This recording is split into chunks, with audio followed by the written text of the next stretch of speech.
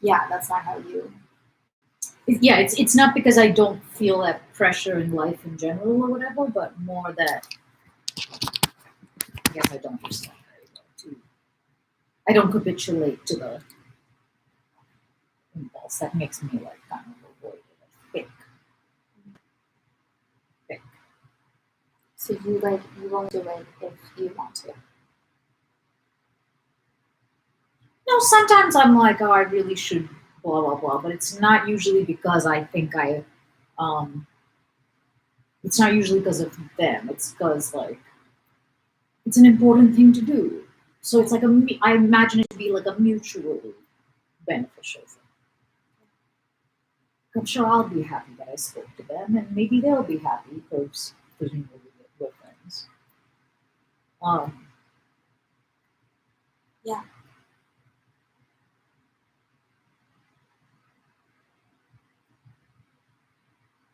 I think like I'm just talking about reaching out to other people and like being in communication with people right now. And yeah, I think all of that is there. It's just drowning in this like the obligation of it.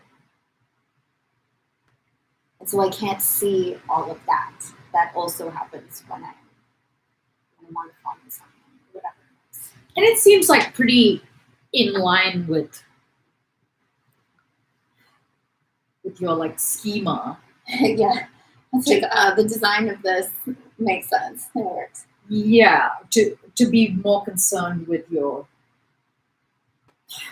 how much you're contributing or whatever, rather than thinking of like, wait, what would I like? It's that like it's so annoying, but and I think I've talked to you about this before. You know, in The Notebook, Starring Ryan Gosling starring and Amy, yeah, starring grown-up Gosling, and that's what he grows up into, by the way. Yeah, a Canadian movie star.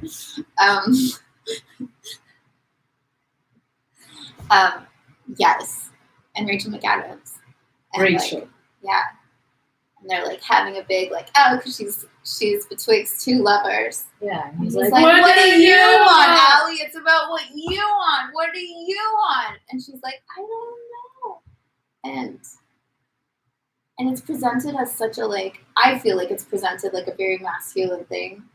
It's like, oh, these women, like, why don't they just say what they want? Why don't they just tell us like what they want us to do?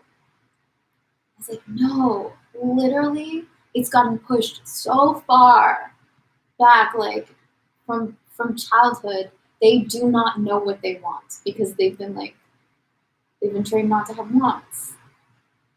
They're not just being like difficult and passive aggressive about it. Yeah.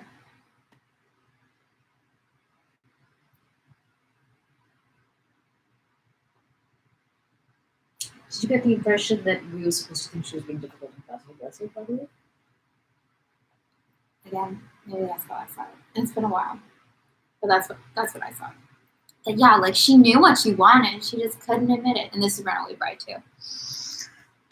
She just knew that but being able to admit it is knowing it. Yeah.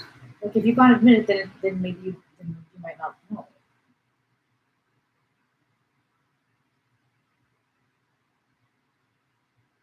That they could be the same thing. It could be the same thing.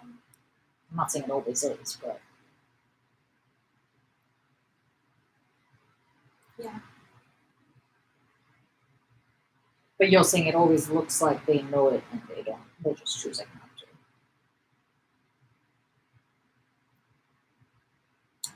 I'm saying it feels to me like it's written from a male perspective. Because someone who's like, these women, why aren't they just themselves?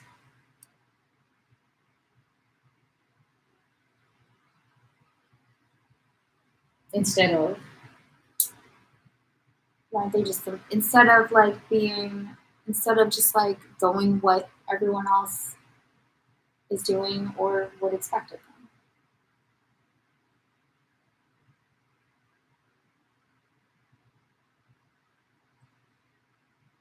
And that, like, in the end, by doing that, by being kind of like super adaptable, they make actually life worse for everyone else around them.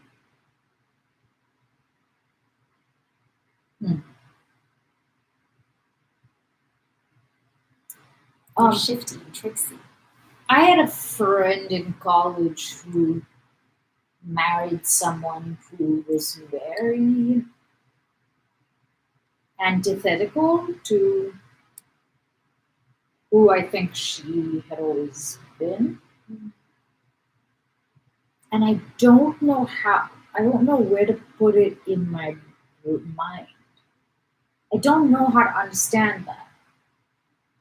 Because it kind of depends on like where the camera is. Do you know what I mean? Like it depends on what the fucking actor. Like, I don't know what that movie is that's going on over there. Because part of me is like, well, she's really into Jesus because he was into Jesus. But like, this is the last person. In fact, at some point in college, she was like, "No, I don't believe God. You do?" And me and another person were like, "Well, kind of like not with like some not with great specificity or clarity or specific dogma, but like maybe, yeah." Yeah. And she was like, she was really surprised by our positions on it. And she's like easily the most politically active person I know. And very like well read in the feminist and I don't know. And then she married this guy who's just useless. Apart from being kind of a misogynist and definitely a dick and like kind of racist and kind of like everything that sucks. Weird. Yeah, and now apparently she does Bible study and like, what? I mean, people can change.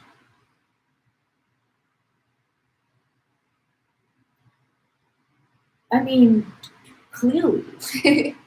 But I guess I don't know how to like understand it. Yeah. I guess because I want it to like make sense in some way. I just hearing that, I want to know like the steps. I don't think you just turn around one day and you're like, actually, yes, God. I want to know that trajectory. I want to know like. I don't know that you're not like that. What do you mean? I don't know that it's not like one thing. It's not just like. I don't know. Okay. I don't know. Maybe it is and maybe it isn't. Mm-hmm.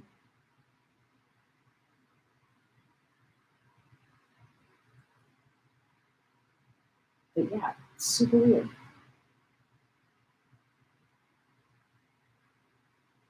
It came up briefly in a conversation that we had. She really hated him when she met him. Right. And told us all these stories, and we were like, what? This person you spelled worst, you're right. And then we got to a month later, or 2 months later, and they were like in an affair, and then cut to like a year later, and they were in a relationship. And then cut to like several years later, and they got married. And I think it's like his fourth marriage. Everything about him sucks. I mean, on paper and in reality. 4 marriages, apparently at least 4 women. I think he's kind of great. Yeah. So there are 4 dongles? Yeah. I guess so.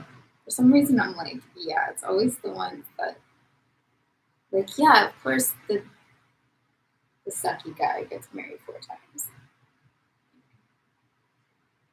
But like every you're like, oh, well, maybe she married him because of this reason. Nope. So like everything on paper and in reality about everything about sex So weird. is super weird. And she was easily like one of the like smartest, most attractive, like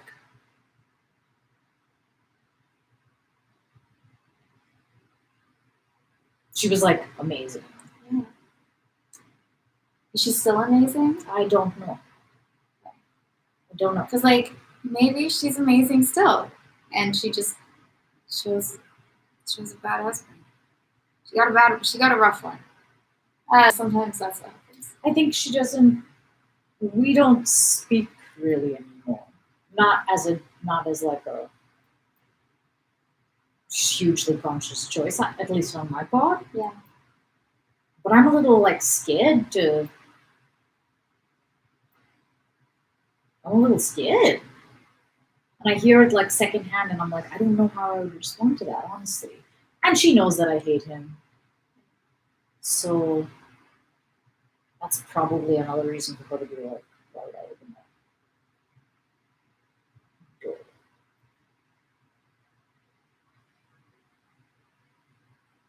Yeah, it's hard. It's difficult to. Like, it doesn't have to be either of these things, but either like that is what she like truly. Well, it kind of relies on the fact that like I don't know that there is a what you really want.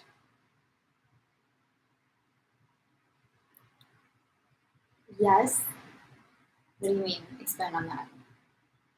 So my brain wants it to be like, okay, so either she was really lost, and this is like she's found her place that she wants to be, and it's surprising because she was in different because she was lost from where she. So like now this is Like which is the real one. Yeah.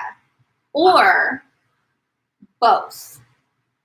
Right. Both were not really her. She adapted in college. Makes total sense that she would be like reading what she was reading and being like very highly like. She didn't even adapt. She like arrived like a 35-year-old, and we were like, everybody else was like a child. Wow. Yeah. Still, that's possible. It's possible to like, and really like everyone's kind of doing that. You like attune yourself to like an idea of what you should be like. Mm-hmm. And then I'm saying this is like, it's possible. So like, that's what she was doing. And then she like moved into a new phase of her life. And now she's like, cool, I'm with this guy. And now I'll but does that mean that is with this guy. That this is as much of a passing thing as the other? Possibly. Yeah. I guess I just like want it to make sense in a way that who knows? I don't know. And I'm very like paranoid about it, I think. For yourself? No. No, I'm like, oh, she's isolated from her friends. I don't know. She has Bible study friends. Yeah, but what if they're like, yeah, Jesus wants your husband to beat you? I don't know. That's not what Jesus wants. But I don't know. I don't know. You know how they're like, I don't know what's going on over there. Yeah.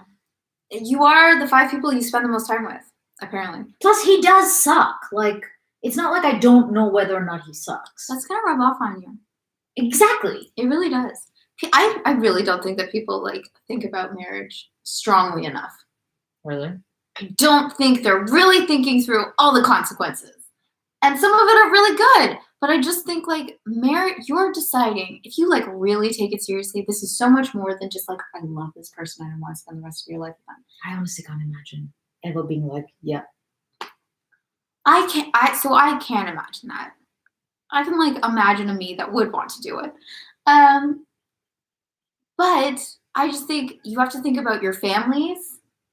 Like you are mixing 2 families together. and there's a responsibility with that. And you also have to like take a hard look at the person you're marrying and be like, okay, like, is this person the one who's gonna like get me to where I want to go in a way? Yeah, I can't. It's not that I can't imagine wanting. And that's not like not romantic. That's just, I think that has to be part of it.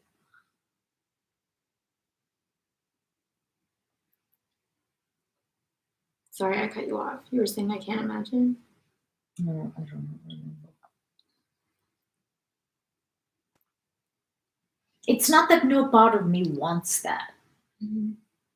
But when it's interesting because I've actually been thinking about this the past couple of days. Mm-hmm. I've been like, have I ever interacted with any person that I would want to? Mm-hmm. Like, did I ever want to marry anyone? And the answer is no.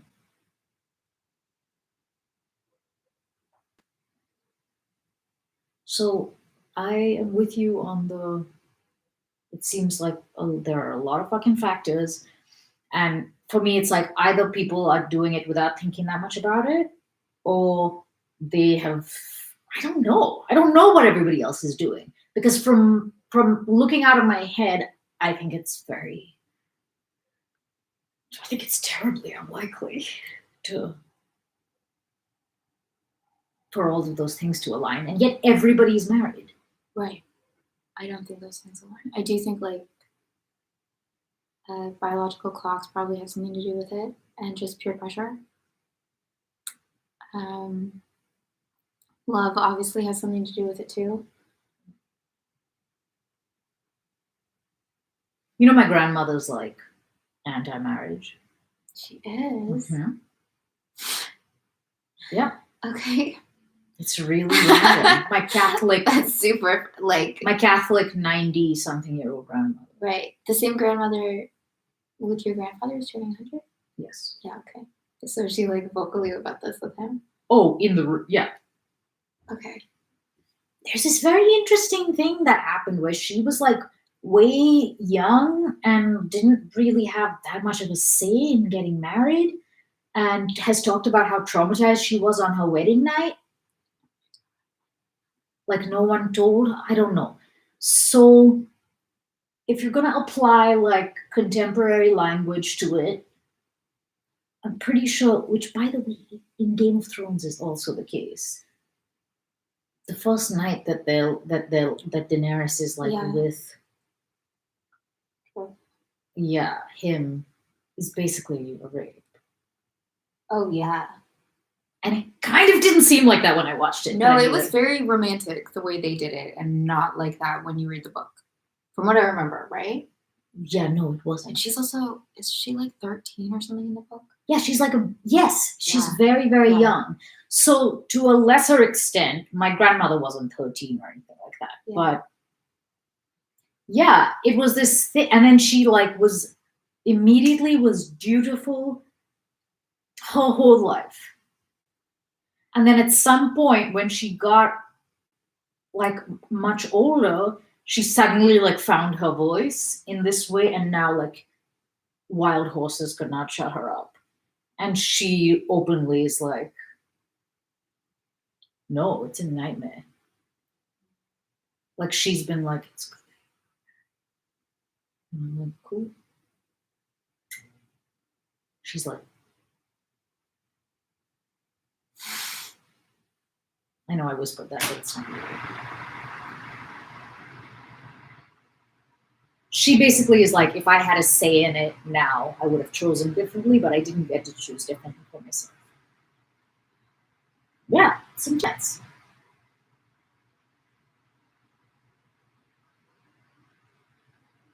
But it's very, very persuasive that it's a rite of passage for people. Everybody who is a stable human being is married. Yeah. That's confusing for me. Because I genuinely am like, what if you were to think of it more like getting a car? In what sense? In that most people get cars at some point. Yes. But you wouldn't be like, what's wrong with you? Maybe you would. In LA, I think I would. Yeah, I would actually. No, I would. I'd be like, what's going on there I'd be that like, you don't have a car? ooh. Okay. Yeah. But I was putting it forth like that, in that it's actually like kind of random, the people who have finally caved and bought a marriage, essentially. I don't know. A vacuum cleaner, is that a better analysis? Or would you still be like, what's wrong with you if you don't have a vacuum cleaner? But like, maybe it's kind of just that. Like, most people at some point buy this thing. And actually, if you think about like how expensive weddings are, that's not like the worst analogy, because in some ways It's a pretty bad analogy because it's an inanimate object. Yeah, but you're buying it, and then it's like, okay, I guess we got this marriage thing now. I mean, it's a commitment to something. It's like Yeah. longer term than. Yeah. And I think when I just like hear the descriptions of divorce too, I'm like, that is a gamble that you're doing and there. people are all really sure that it's not going to happen to them. I know, and then it's like, statistically speaking, it is. Yeah. That full on is going to happen to you. Yeah. And yet it still seems like a great. I guess that's it. Is it like? To me, when I really think through it, I'm like, why would you do that? Yeah. And then I'm trying to think of like statistics for it. So I do think married people live longer. I do think that's Probably, true. yeah. And that, I don't know if that has to do with like people who are social live longer. So it means like you always have, like you're always with someone. But then also, I think it's been shown that like there is a happiness bump that happens. Like there is a honeymoon phase, but pretty much it goes back to normal. Like pretty much being married doesn't make you happier. Yeah. So it's kind of crazy to me that so many people do it. Right. Why's everyone doing this thing? And then it's not more normal for people to be like, wait, this is a lot. I think it is becoming. It's definitely more. Yeah.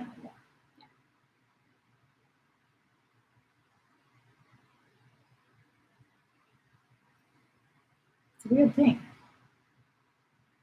And I think it's important and interesting to go back, because it's so easy to like buy into a sad story about being like, oh, poor me. I haven't made this thing work that everybody else seems to be able to do. Like, I can so easily go down a thing with that. Yeah. But again, like, that's partly why going back, I'm like, no, but Nitya, did you want to marry anybody? Right. It's really, like... How much worse would it be if you married someone just because everyone was you? Well, clearly, I'm not cool with that. I'm not cool with that. Clearly. Yeah. So I think it it would be one thing if I like really wanted, I don't know. Part of me is like, this kind of goes hand in hand with when we have conversations that are like, well, clearly this is the ugly situation. And I'm like, but you chose this. Like, you did choose it. And it's easy to like forget that you you chose this. So it's not happened to be that I'm not married. Yeah, right. You have continuously made the choice of not being married. Yeah. Yeah.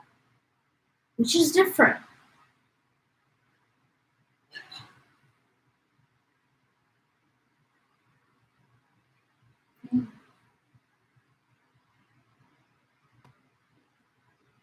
And the way that I usually like shorthand it is like, if that were important to me, I would have done it.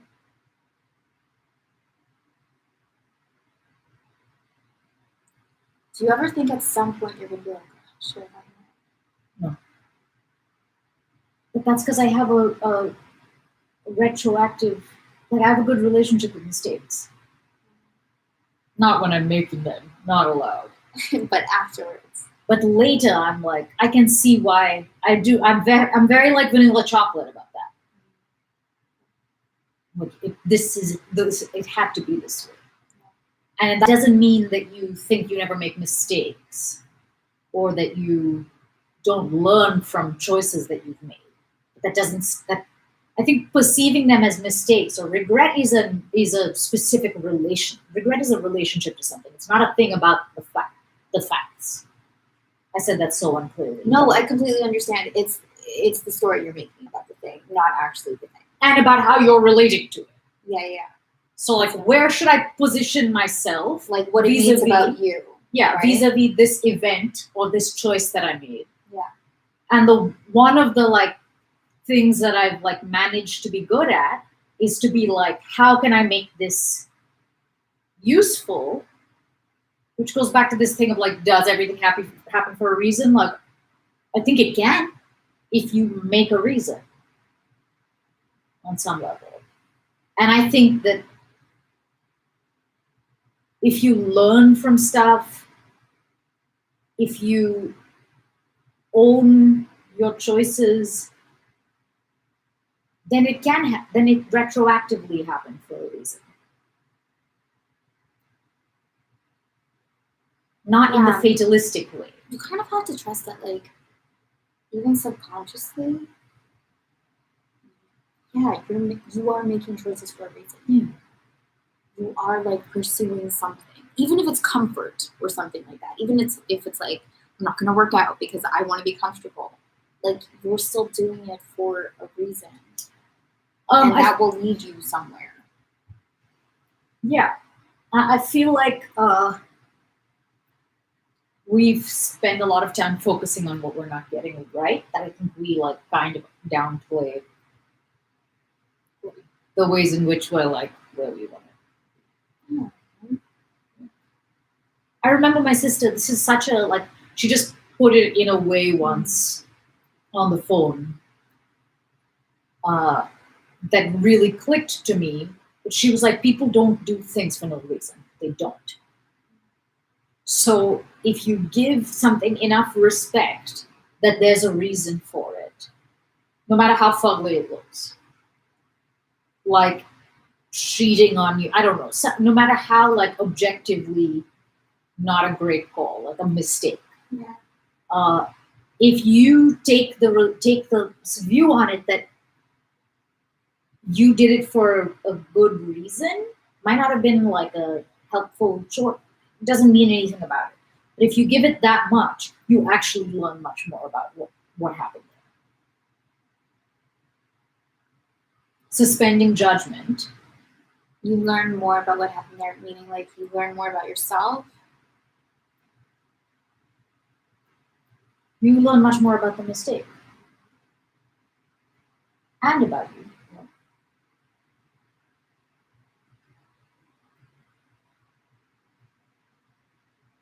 It's a different like stance to take. To be like, I do everything for a good reason. It doesn't make the decision right. No, but like maybe the reason. But the reason is is always completely legitimate. Valid. Yeah, that's what I'm saying. And like, if you were to just like acknowledge the reason, in the room, then you would like see different pathways that you could take that might be better. That might be better in the future. Yeah. Or like hurt less people. Or yeah, you could. And this it goes along, right? Like I think it's like cousins with validating somebody else's like what they're saying, because they could be saying something that you totally don't agree with, and you don't need to agree with them or confirm it to validate them. And that's kind of like being like, there's a reason, and I'm gonna validate the reason they're saying this rather than what they're saying. It feels connected. So if you do that with yourself, being like, okay, I did this on the face of it terrible, I made this terrible choice, or like such a mistake or whatever. But if you're like, if you validate the... And the reason is almost never nefarious. No, it never is. It's like, I want to protect my family or something. It never is. Or like, I want excitement in my life. Or, Yeah, it never is.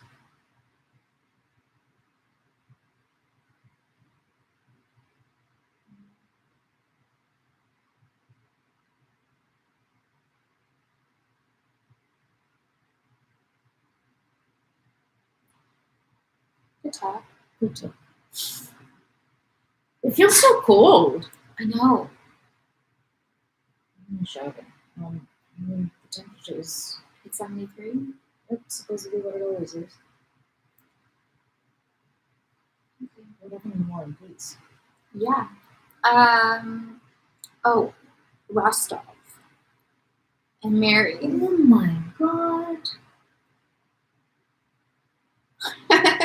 I secretly knew only one thing about it. Mhm. Nothing to do with Mary. But that somehow the Rostovs were gonna like make it out of their financial difficulty. I was like, it can't be that everyone marries some penniless person. Oh, but wait, don't call it too soon. You think they're gonna end up together? Yes. Okay. Or if it's not this, it'll be something else. But like, we're like too invested with the Rostovs. I don't think he's like George Martin. I don't think he's gonna just like skewer us right in the heart muscle. So the fact that we feel bad for Ilya Rostov, like all of that build up with the relationship that you feel with the family, Yeah. I don't think he's just gonna like roast them on a spit. Okay. From a different perspective, I kind of felt like Sonya's not gonna win. Yeah. Like, nah, he doesn't really love her. Yeah.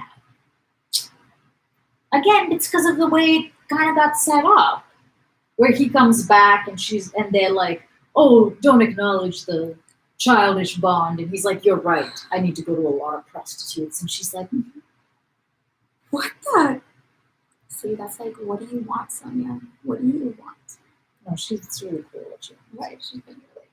But It's there not like, she what do you wasn't. want, She should have been like, no, either you want to be with me or you don't. Yeah, okay. It's kind of like, what does he want? But he didn't want to be engaged. So then the answer is he doesn't Great, want to be so we all engaged, got it. which is why which is why you just said what you said, which is like, I don't think that's gonna. Because if he wanted it, he would have wanted it. Yeah, and not like, what a weird, Super weird. what a weird, like, you remember the sleigh ride?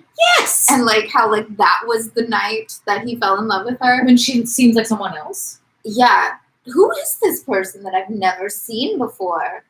Who has a cork mustache? The cook. Yeah.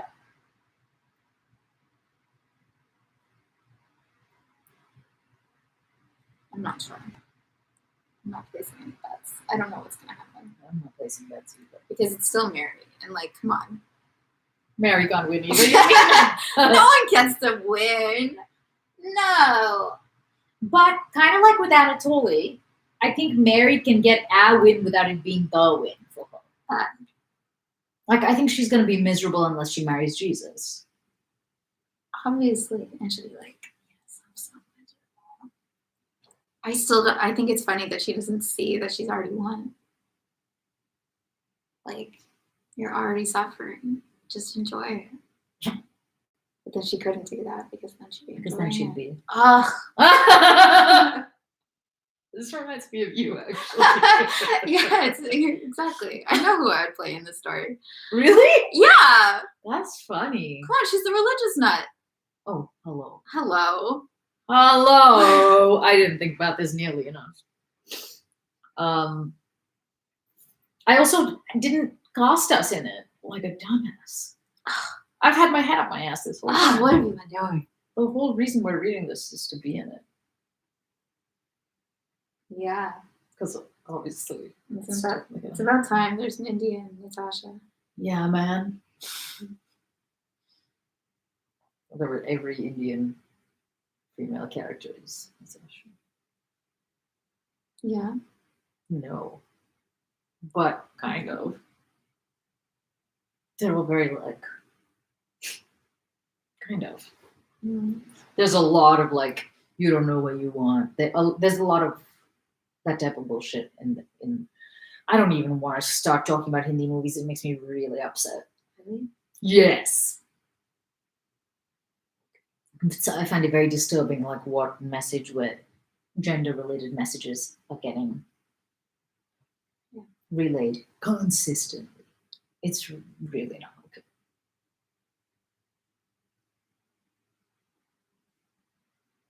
Like, we're so much still in this, like, you don't know what you want. I mean, I guess The Notebook wasn't that long ago, but I know what you want. You don't know what you want. But, like, I'll just wait while you figure that shit out. Yeah. Or what, until you bend to my will, which reminds me of my friend who married this. Yeah. That's how it's supposed to be. I like go into most relationships like that. And I actually like had that relationship with my therapist. And maybe this is more normal than where I was like, I really, really thought that like maybe this is true. It was like I really thought like she was pulling the strings. Mm. And, like she was twisting me this way and that. Because she knew what I wanted. And I did not. And I was just like completely helpless in the relationship. And she kept having to be like, you're in control here. Like, you pay me. Like, I'm not just like sitting back here judging you, basically. And I don't know things. Like, I'm not keeping things from you. Yeah. Also. Yeah.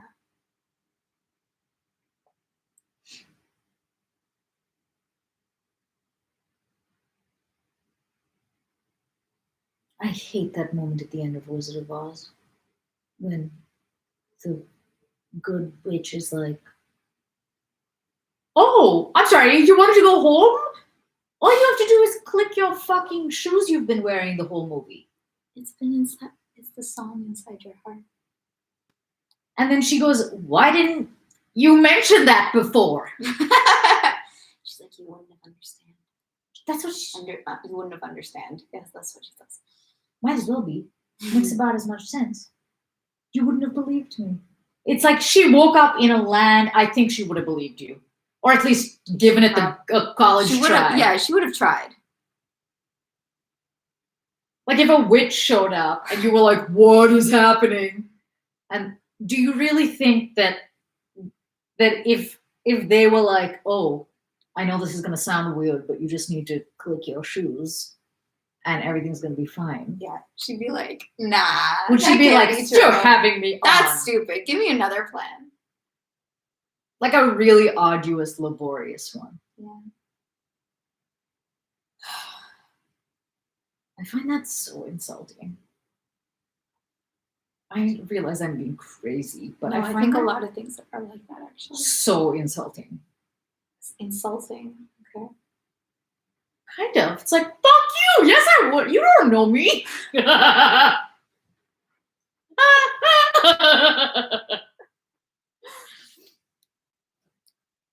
It's just awfully presumptuous to say what you would and wouldn't have believed. Yeah, like you could have tried. Yeah, no, like, why didn't you even try? Yeah. Because it's not posited that like, oh, if you try and it doesn't work because of your lack of belief, instead you go to hell. I don't know. It's not in the story. So it seems like really patronizing to be like, yes, I just watched you go through this horrible, mind-bending, soul-challenging dark night of the spirit. And I already used the word soul. People really think that you have to go through like, I don't know. Yeah, you have to go through like some terrible ordeal in order to finally see the light. I don't know if it's true or not. I don't know. I think it is true that there are things that you have to learn. And someone saying it to you doesn't actually. I don't know. And that's probably what it's fucking analogous for, the heel thing. But I would have rather seen her like... It's like that stupid Brene Brown book. was right all along. Which You one? just weren't ready to accept it. All of them. What do you mean? It's too basic. It's too like shame. Shame is bad. Just don't have shame.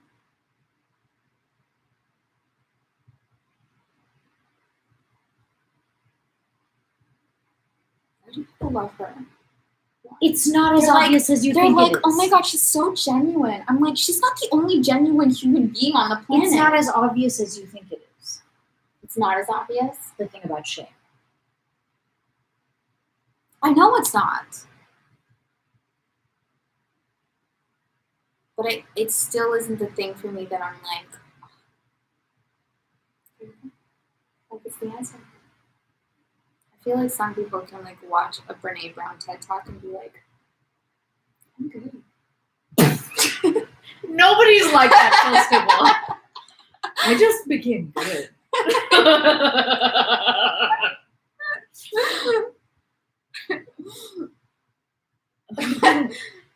But I do like, what's missing for you? You're like, great, I don't know how to not shame.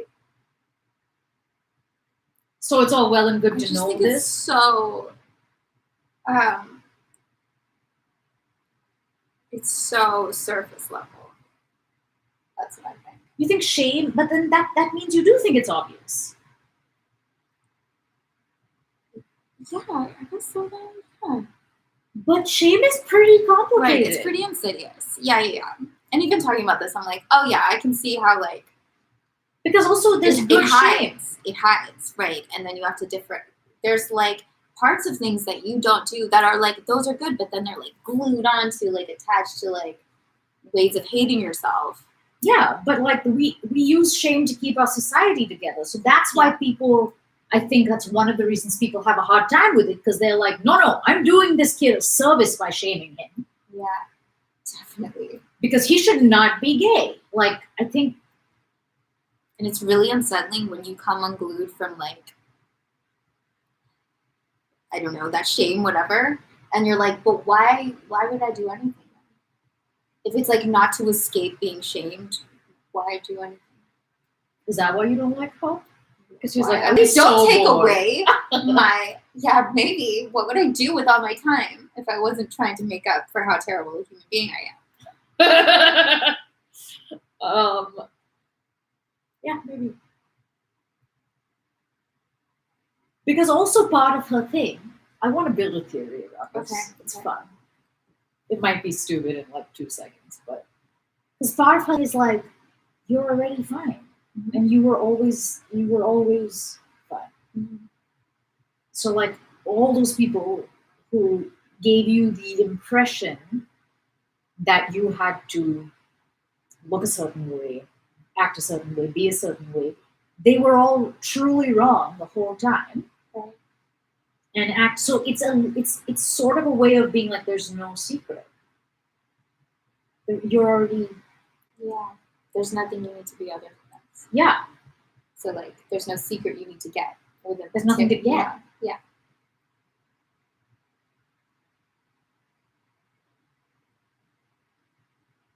So ironically, like, yeah, maybe people are supposed to watch the thing and be like, oh, I am. But not because they figured everything out, but because they. That's supposed to be the ruby slippers too. Yeah. It's been there all along.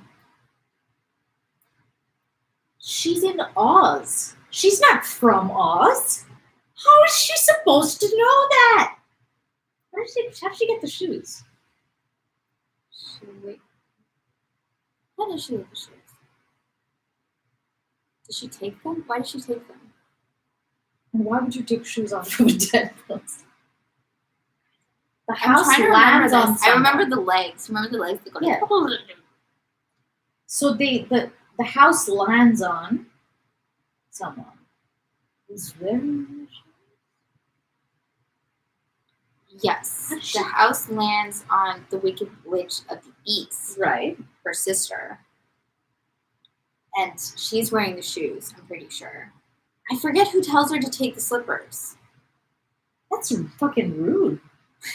Quick, defile the body. Exactly. It's like maybe they have some gold fillings in their teeth. Like, let me fucking pry out their cavities. I feel like this is a very important part of the story that gets overlooked. If these shoes are so important. Also, how did a house fall on someone if they were wearing magic shoes? I don't think the shoes actually do anything. They take her home. I don't think they even do that at the end. Yeah, they do. I don't think it's the shoes. But it is. I think like the witch is still messing with her. She's like, oh, fine. You want to like have to do something? Fine. She's like your heels together. That. Those right there. Because the point is, there's nothing you need to do. Right.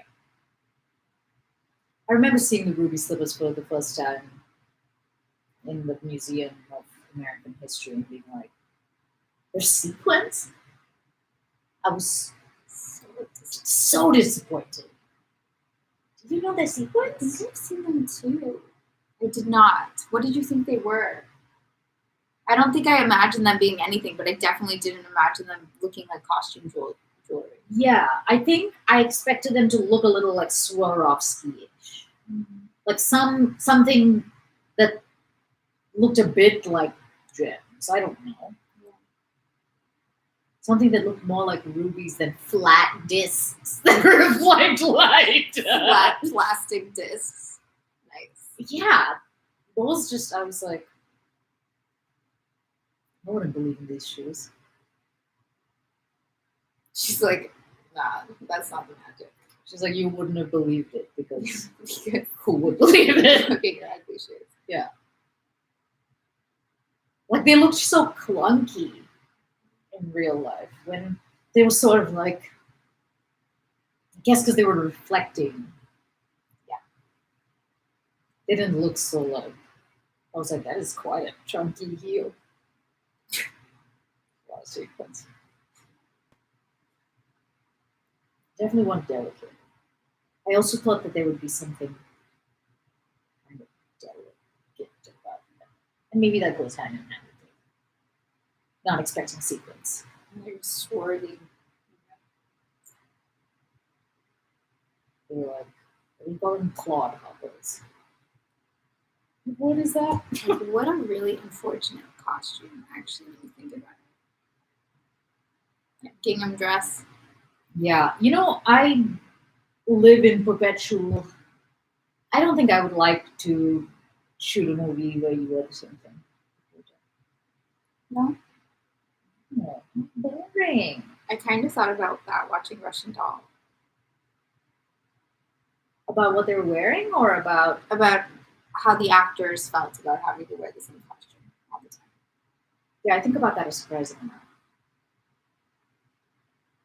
They're like your costume. Seriously. And I almost always have felt uncomfortable in some aspect of my costume. So I think it's more that I'm like, it's never good. Except for one time it was good. Except for what was it? Scrubs. I was like, oh, the cool thing about being a doctor is that you get to wear like sneakers and scrubs, man. That's true. Like, so being on Grey's Anatomy or something. Yeah, true. If it's gonna be one outfit, I want it to be like pajamas.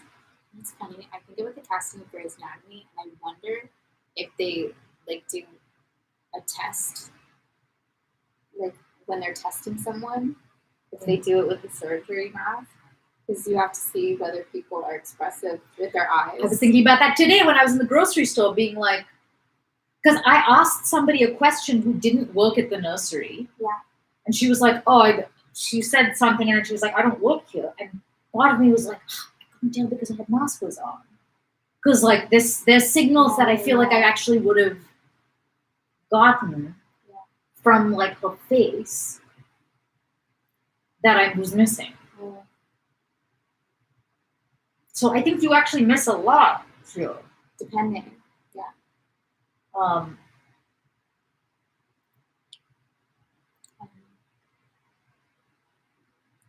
And then you watch those medical shows and you're like, that's some good eye acting.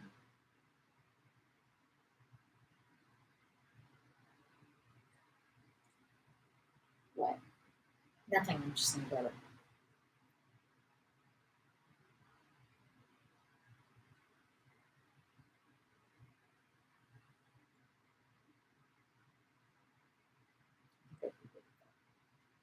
So I think I would be a better actor if you covered most of my face. I was wondering about that. I almost said that, and then I was like,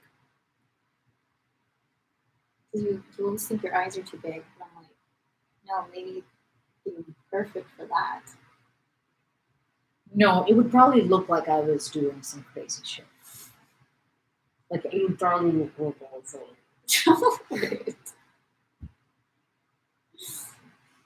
Listen, I now have to make up for the fact that I was on Grey's Anatomy and I missed the only job that my face is made for. There'll always be another hospital drama. And I will always audition for it. There'll be 15,000 seasons of COVID-19. I don't know. I thought about that as well today. Yeah. Yeah, I was like, wonder what all the wonder what projects it's spawning. Yeah, there's going to be a lot. There's going to be a I bet there's also a lot of screenwriters at home being like, it's a good idea. Maybe like a guy who's locked in his house. Like, there's not really like a good way to like circulate ideas right now. So you think that everyone thinks their ideas? Everyone's like, yeah, like, and he gets really into like bread baking, and I don't know. I think it's really original. What do you think? I think you should write it. Yeah, Write it up this minute. It's good. It's good, right? Yeah. I want to tell you about something, but I feel like we've been talking for 3 hours. Okay, let's read. To find out what happened with happens with what's it called? Yeah, I think Nikolai and I think we're departing them right now. Oh, I see Prince Andrew on this page. So isn't he just a shell of a person at this point? That was bad. I don't know why he's so depressed. Except for his deep psychological. I mean, because he's pathologically right. Empty. I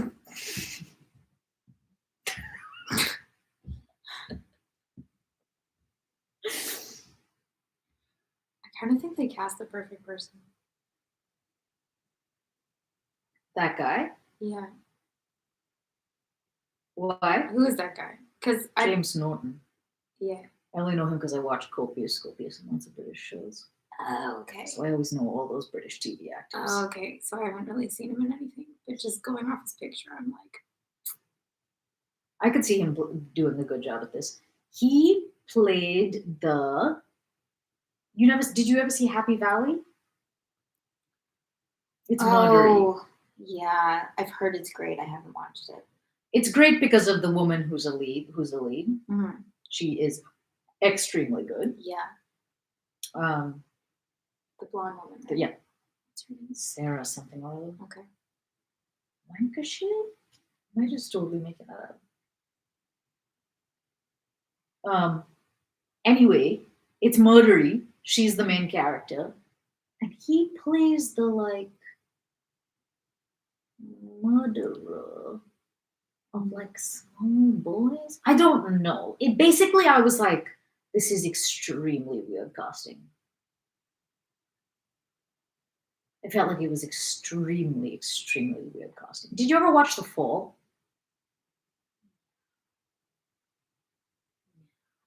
Yeah. I didn't. Another extremely strong female lead character. I don't know. That kind of looks pretty empty shellish to me. Yeah. Yeah, I kind of don't get him. I've seen him in maybe 4 things, and I kind of don't get him, and I think it's because he's basically old. That is a thing that is needed in a lot of television. There's So much television. Yeah. See, even he, I'm like, You think he's okay looking? is he handsome?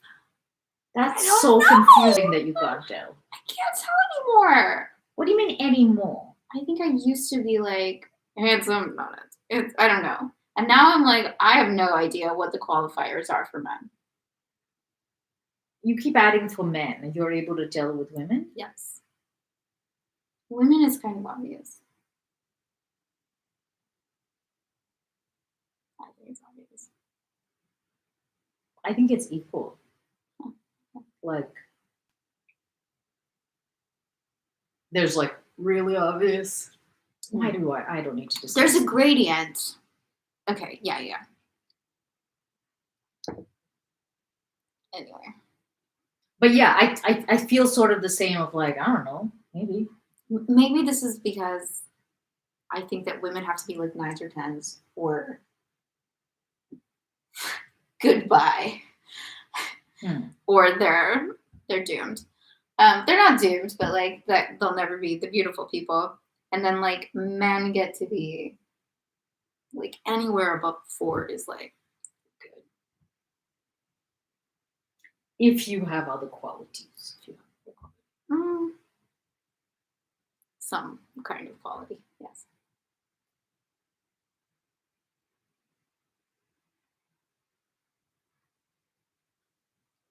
I just think men can like use their average looks and get like abs or dress well, and it'll cover up anything else. And you don't think that's true for women? I don't think that's true for women.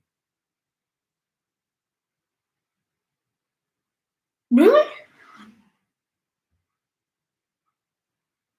I think there's like an aura of like hot girl.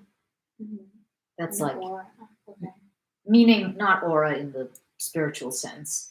I mean there are like signifiers. Yes, that Like, have to do more. like 6-pack and like abs and dressing well, like those things that you just said for men. Yeah, I think there is that for women. that have nothing to do with like actually what they're given genetically. Correct. Oh, okay.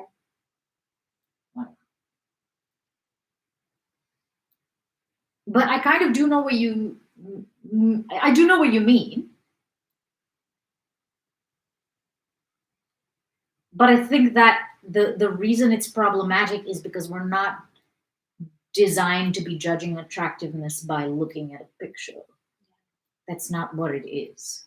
So of course you can't fucking tell if someone's attractive because you're Right. not seeing them. Oh yeah. Which is why online dating is so weird for women. But I think that's true both ways. Like you're judging it based on a very two-dimensional thing. So yeah, I think it makes sense. And a lot of people it depends on who they are. Because there's people who are all types of attractive just because of the way they inhabit a space. And you don't get much of that definitely in still photography.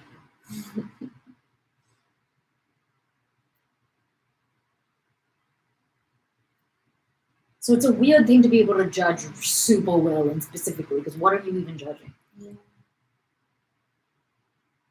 Because at some point, like, yeah, you're like, oh, he's very symmetrical. Like, yes, you can tell if someone is like textbook attractive or textbook unattractive. Yeah. But otherwise, people have like interesting and normal faces. And this is such a weird conversation.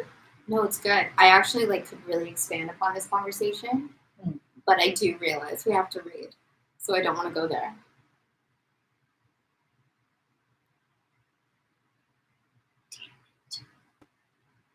I want to hear about it. Can we like bookmark it? Yes. I'll bring this up. Yeah. Yeah? We'll talk about this later. Yeah. Bookmarked. By you. I'll put a reminder. Now I'll totally remember because I've just said bookmarked by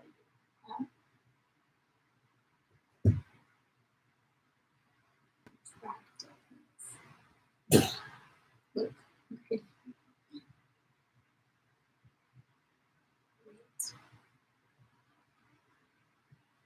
Also, haven't you met people who like are stunningly beautiful and you've seen pictures of them maybe? And you're like, oh wow, and then you're in the room with them and you're like, oh no. Oh no. And not in a like this is horrendous way, but like, oh yeah, no.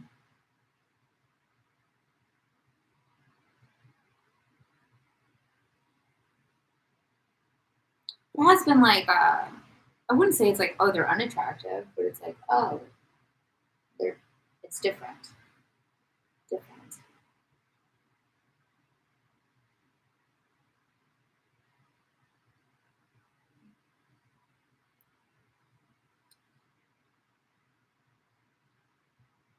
Ready? I know, like, that's your line. Book 10, Chapter 15. On receiving command of the armies, Kutuzov remembered Prince Andrew and sent an order for him to report at headquarters. Prince Andrew arrived at Zarivozemish on the very day and at the very hour that Kutuzov was reviewing the troops for the first time. He stopped in the village at the priest's house, in front of which stood the commander-in-chief's carriage, and he sat down on the bench at the gate awaiting his serene highness, as everyone now called Kutuzov. From the field, what a strange... Serene highness? First of all, I need everyone to call me that from now on. But also, what a weird thing to call the head of the army. Seriously.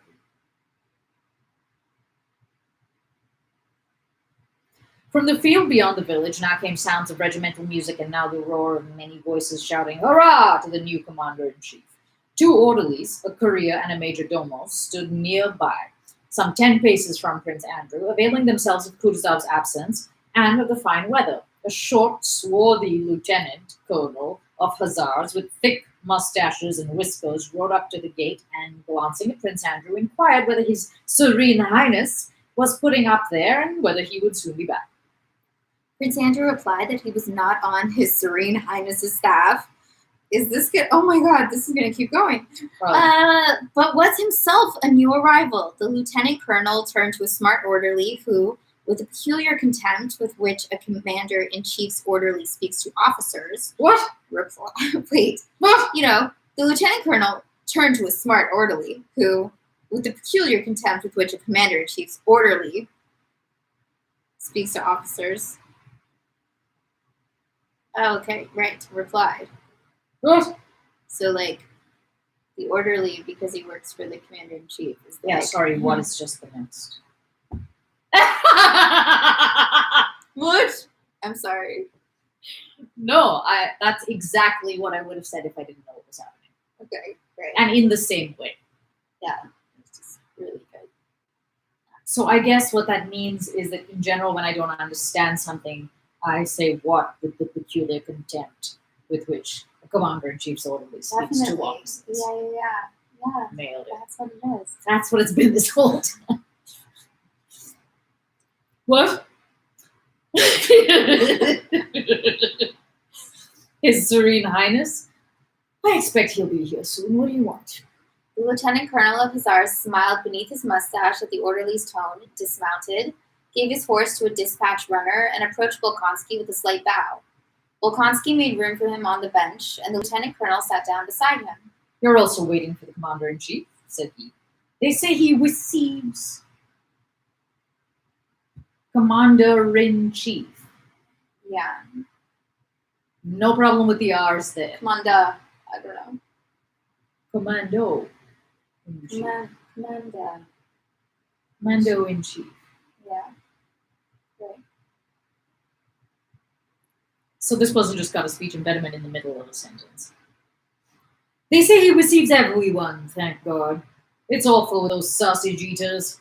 Ermolov had reason to ask to be promoted to be a German. Now perhaps Russians will get a look in. As it was, devil only knows what was happening. We kept retweeting and retweeting. It took me like a solid couple of seconds to figure out what word that was. Did you take part in the campaign? He asked. Why do so many people have speech impediments in this story? It's always this one too. It's always the retweet one. The Denisov. Yeah.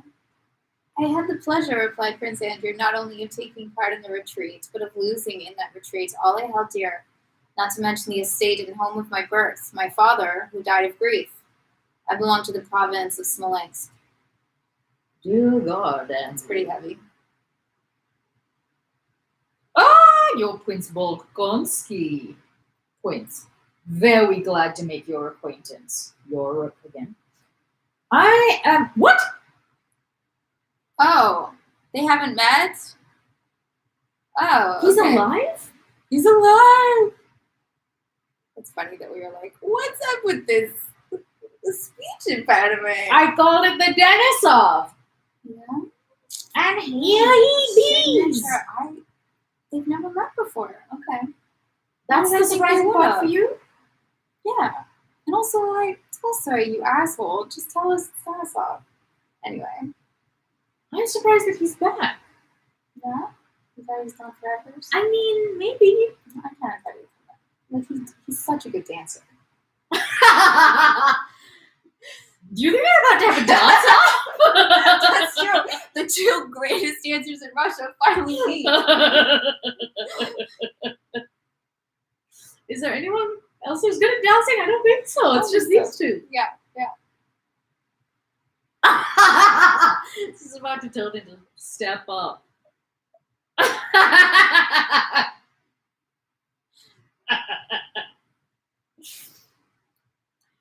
You're Prince Bolkonsky. Very glad to make your acquaintance. I am Lieutenant Colonel Denisov, better known as Vaska, said Denisov, pressing Prince Andrew's hand and looking into his face with a particular kindly attention. Yes, I heard, said he sympathetically, and after a short pause added, yes, it's Scythian warfare. It's all very well, only not for those who get it in the neck. So, are you Prince Andrew Bolkonsky? He swayed his head. Very pleased, Prince, to make your acquaintance. He repeated again, smiling sadly, and he again pressed Prince Andrew's hand. It's like he's trying to tell him something. Why did he ask him? Is there another Prince Bolkonsky? I mean, maybe it was more like, maybe it was the way I read it. Maybe it was more like, so you are Prince Andrew Bolkonsky. Maybe. Sweet. Okay. You know, that's how I greet people. Oh, that's who you are. Ooh.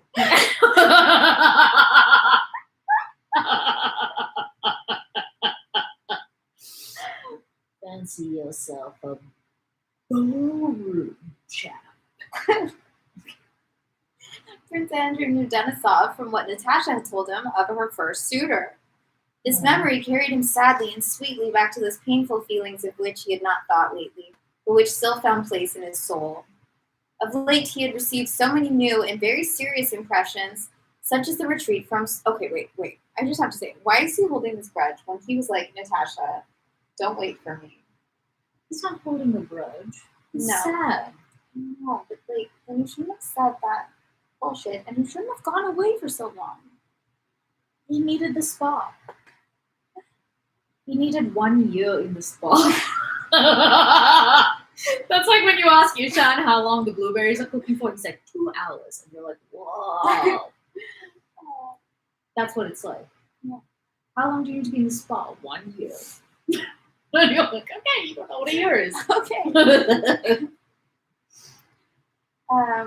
Of late, he had received so many new and very serious impressions, such as the retreat from Smolensk, his visit to Bald Hills, and the recent news of his father's death, and had experienced so many emotions that for a long time past those memories had not entered his mind.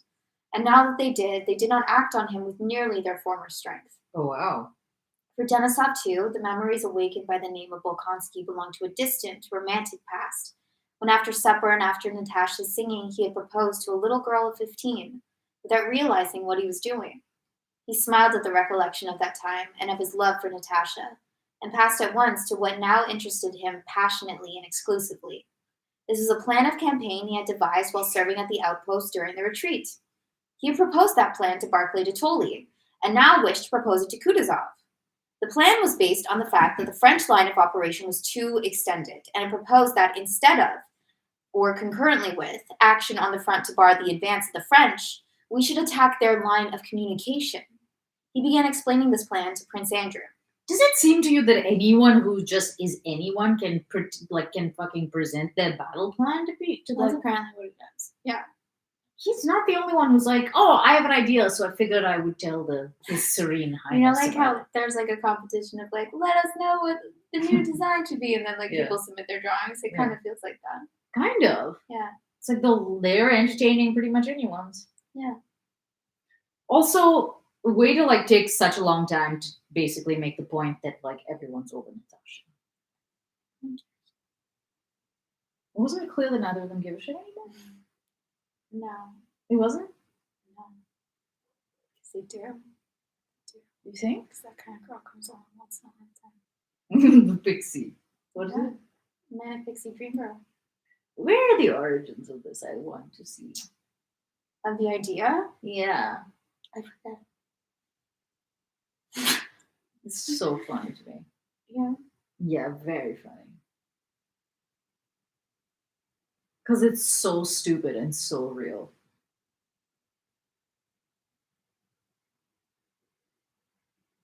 And I think maybe it's a worse thing that exists for young women to look up to than princesses. Maybe. Yeah. Because it's a fantasy based on men's random hopes of what's gonna awaken their soul. If anything, it's just as bad. No, it's probably worse and more malignant because it's theoretically accessible, whereas you can't become a princess unless you're kind of stuck. I mean, at least I was gonna also say, like, at least with like the princess, you live happily ever after. I know. And with the Manic Pixie Dream Girl, you don't know what happens to her after she exits the stage. Right. She's just there for the guy to be like, yeah, I do love my father, or whatever the hell it is. And then like again. And then again. Yeah. And then again. Yeah. Well, I don't have a daughter. Okay. They can't hold all that line. It's impossible. I will undertake to break through. Give me 500 men and I will break the line, that's certain. There's only one way, guerrilla warfare. He's so ahead of his time. Denisov rose and began gesticulating as he explained his plan to Bolkonsky. In the midst of his explanation, shouts were heard from the army, growing more incoherent and more diffused, mingling with music and songs, and coming from the field where the review was held. Sounds of hoofs and shouts were nearing the village. He's coming, shouted a Cossack standing at the gate. Bolkonsky and Denisov moved to the gate, at which a knot of soldiers, a guard of honor, was standing, and they saw Kutuzov coming down the street mounted on a rather small sorrel horse. A huge suite of generals rode behind him. Barclay was riding almost beside him, and a crowd of officers ran after and around them, shouting, "Hurrah!" Favorite word. His adjutants galloped into the yard before him. Kutuzov was impatiently urging on his horse, which ambled smoothly under his weight, and he raised his hand to his white horse guard's cap. I wonder who played Kutuzov. With a red band and no peak, nodding his head continually. When he came up to the guard of honor, a fine set of grenadiers mostly wearing decorations, who were giving him the salute, he looked at them silently and attentively for nearly a minute with the steady gaze of a commander, and then turned to the crowd of generals and officers surrounding him. Suddenly, his face assumed a subtle expression. He shrugged his shoulders with an air of perplexity. And with such fine fellows to retreat and retreat. Well, goodbye, General, he added, and rode into the yard past Prince Andrew and Denisov. Hurrah! Hurrah! What? Hurrah! Hurrah! Shouted those behind him. Good words. Since Prince Andrew had last seen him, Kutuzov had grown still more corpulent. Oh my. Flaccid. Okay. And fat. But the bleached eyeball, oh, I always forget he only has one eye, mad eye. The scar and the familiar wariness of his expression was still the same. He was wearing the White Horse Guard's cap and a military overcoat. When did we first learn that he only had one? I think it was first. Or was it like later? Like, and it was like, wait, he's had one eye this whole yeah. Oh, by the way, he only has one eye. Okay. I can't remember. Because even just now you were like, oh, I keep forgetting it. Yeah, I like kind of still don't remember that he, even after them they mentioned it, I'm still not really remembering. Yeah. Sorry. I don't really have a picture of what he looks like. I don't really have a picture of I have a real picture of what he looks like. Totally. Not nearly all of them, but him I do. Huh? A little bit like this Indian actor whose name I don't know and who I haven't seen in very many things, but he's like somewhere in the recesses of my memory from back in the day. Mm-hmm. So I think of him as being slightly like Iranian looking almost. Oh. Like more with dark. He's one of the few people that I immediately was like, oh, I think he has dark hair. I don't know. Because all the other times when they're like, oh, so-and-so's black hair, I've been like, oh, interesting. But him, I'll at some point later find a picture of the person I'm talking about. Okay. Isn't that so weird how like just for that one character you would like make that association? Yeah, because couldn't tell you for the life of me what Sonia looks like. Right. I've got nobody in the place of her. Yeah. I want to see who they cast as. The bleached eyeball. Wait, where are they? He was wearing the White Horse Guard's cap and a military overcoat with a whip hanging over his shoulder by a thin strap. He sat heavily and swayed limply on his brisk little horse. Phew, phew, phew, he whistled, just audibly as he rode into the yard. His face expressed the relief of relaxed strain. The relief of strain? Ah.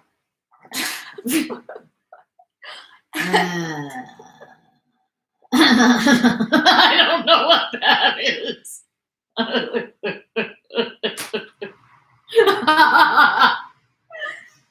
There should be like an acting Mad Lib game that's just like things from War and Peace. Because you're like, yeah, do relax, but it's training.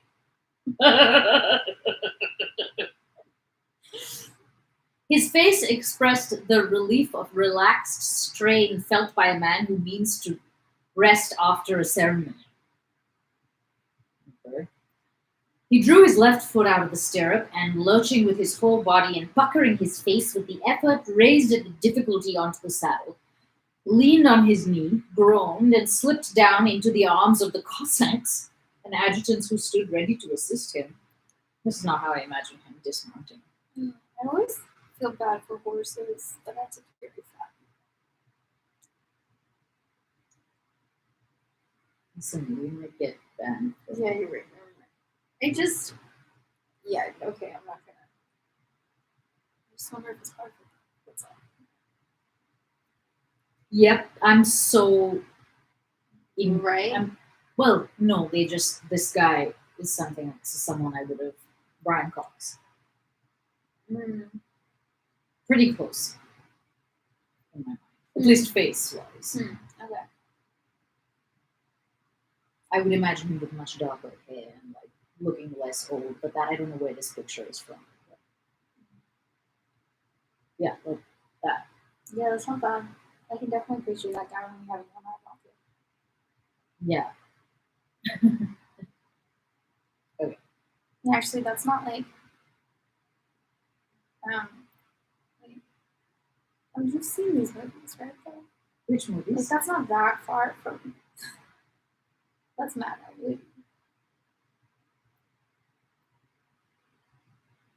Just like there's some similarities. Yeah. Have you heard anything about Succession. What? The show. Just about it being good. Bad. Watched it. Medium. Anything? Yeah. No. Not really. But I'm very curious about it, and I just have no feedback. I know a writer who works on it, but it doesn't mean anything.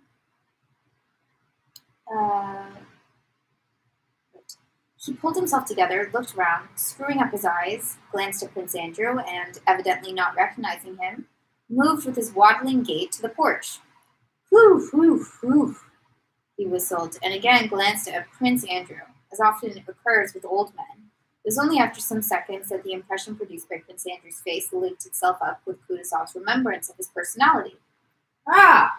How do you do, my dear prince? How do you do, my dear boy? Come along, said he, glancing wearily around, and he stepped onto the porch which creaked under his weight. Okay, he weighs a lot. We get it. Now he's unbuttoning his coat on account of his... Yeah. He unbuttoned his coat. It's so strange. Because he had to in order to...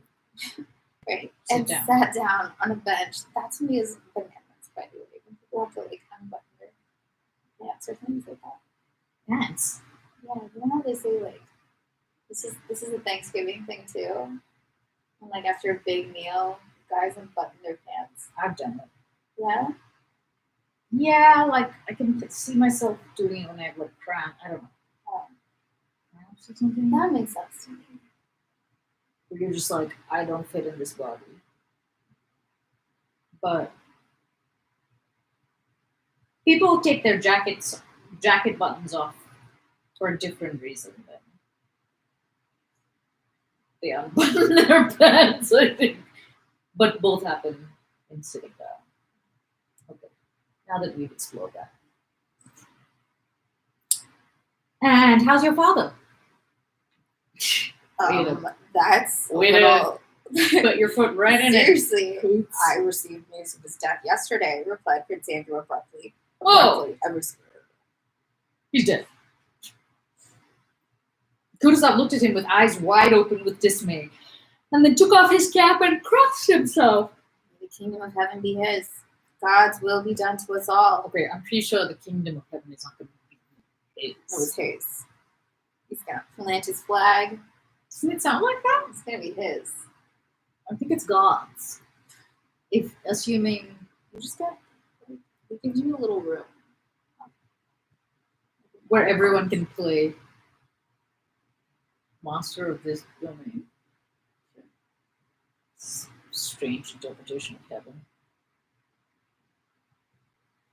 Also, God's will be done. God's will, I don't think, is that the old Prince Volkonsky presides over heaven. He's the worst. Imagine if Prince Volkonsky becomes an angel.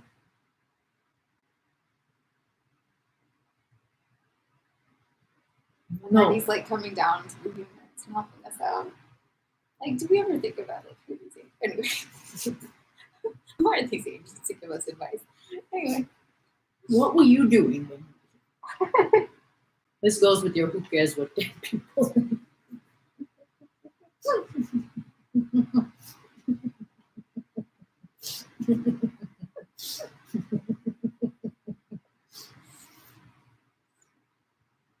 You're very anarchical towards the dead. apparently, I thought was so weird, and I understand it too, but it is very strange. So all of my grandparents are not here, and was it today or yesterday? Talking to my mom, she was like, "Oh, I'm glad they're not around right Because of coronavirus? now." Whoa.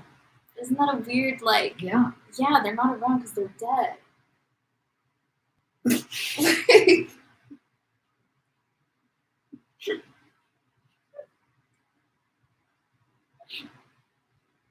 It's not better that they're not here.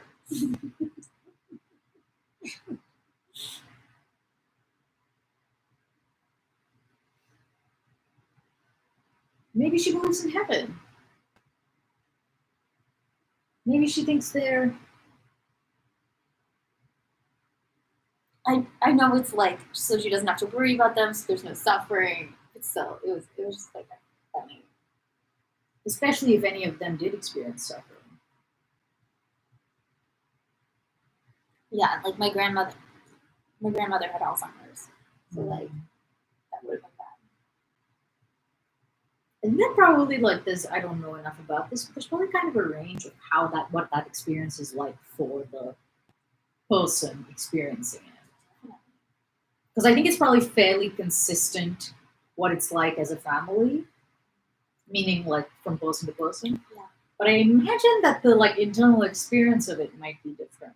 Like my grandfather is like, he's good. He has no idea what's going on, but it's had a really positive effect. Yeah, Like my mom's like, he doesn't know who he is, but he's like smiling. that kind of makes sense. So, but like obviously, it would be really distressing to suddenly not know things that you maybe suspect that you should know. So or it's kind of like having a drug trip, and like it's bad if you fight it. If you go with it, it's probably a really fun ride. You get to keep being delighted by the same thing that you looked at 10 minutes ago.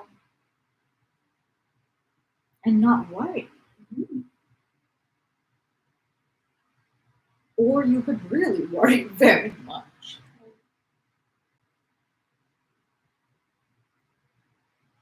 Yeah, I also don't know nearly enough about Alzheimer's to know with what uniformity it affects people, like how it manifests, how it unfolds. Yeah, and probably like your quality of life just really, I mean, like anything, really affects how that is.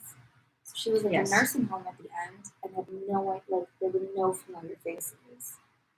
But even if they were, they wouldn't. I don't know.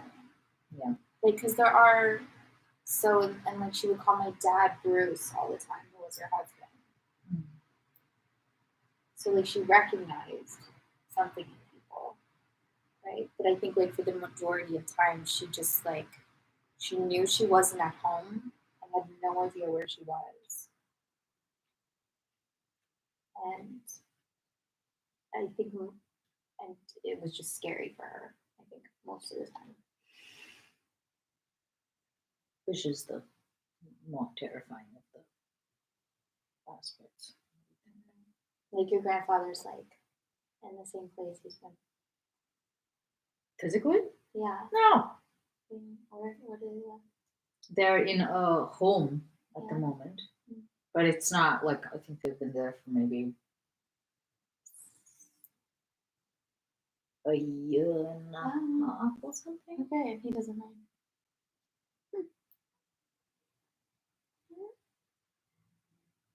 But I think that you're probably right in the sense that in the same way that drugs really just like magnify things or like make stuff that's already there kind of extreme or Yeah. but it doesn't, at least in my limited experience, it doesn't introduce things that were never there. Yeah, definitely. In the same way, it probably augments aspects of your personality already. And it's not like he went from being a super controlling, he was always kind of like, he had that in him. Yeah. So maybe it's just like made that more. Yeah. From what I understand about my grandmother, she was a worrier. Mm. Yeah. Yeah, so maybe if you're like a fearful person or like if you spend a lot of your time in being fearful, then maybe it's possible for that to take. Yeah.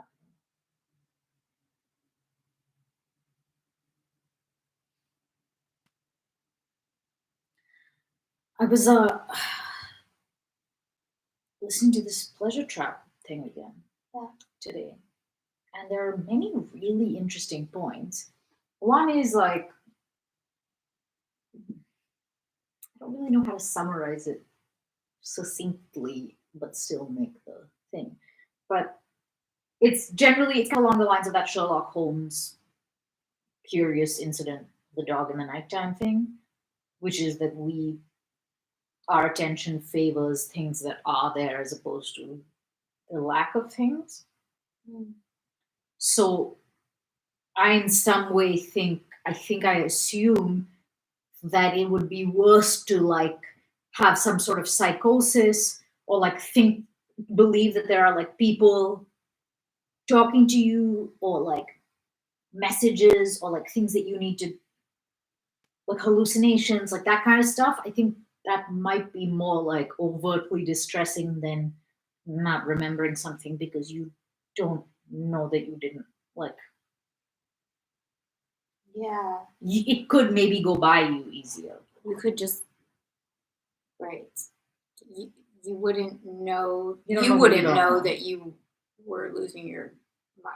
Right, unless somebody was like, no, blah blah blah, or made a correction, and in that moment you could hold where you were just at alongside what you've just been given the reality to be, and then maybe you would be like, wait, what? Where am I? Yeah. And that would be upsetting, maybe. But I think it would be less upsetting for the person experiencing it than I don't know People someone. around. Maybe like I was really young when like I was like so upset about what happened with my grandmother. Maybe it's just like for me what I saw happening like was terrifying. I think horrifying definitely for the people around. But are you saying that it looked So horrifying for her? maybe like it wasn't actually as bad for her as I thought it was. Hmm. Maybe. But and then I also think it really does. It's not even so much like you say, but like how you treat someone with Alzheimer's probably also like really affects them. Yeah. If you're constantly like getting impatient with them or talking down to them or treating them like a sick person, Yeah. that's probably pretty weird and confusing. Upsetting. Yeah. Yeah. Yeah. Whereas if you're with someone who's like just along for the ride, Right. Who's like, oh no, that's so and so. yeah, You just move right along. yeah, right.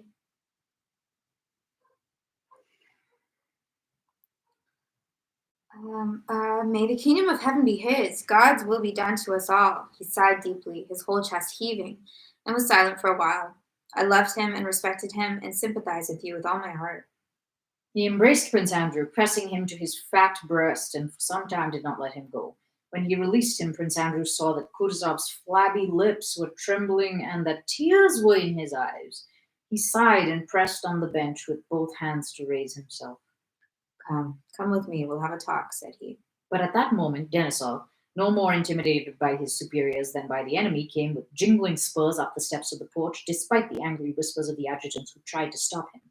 Kutuzov, his hands still pressed on the seat, glanced at him glumly.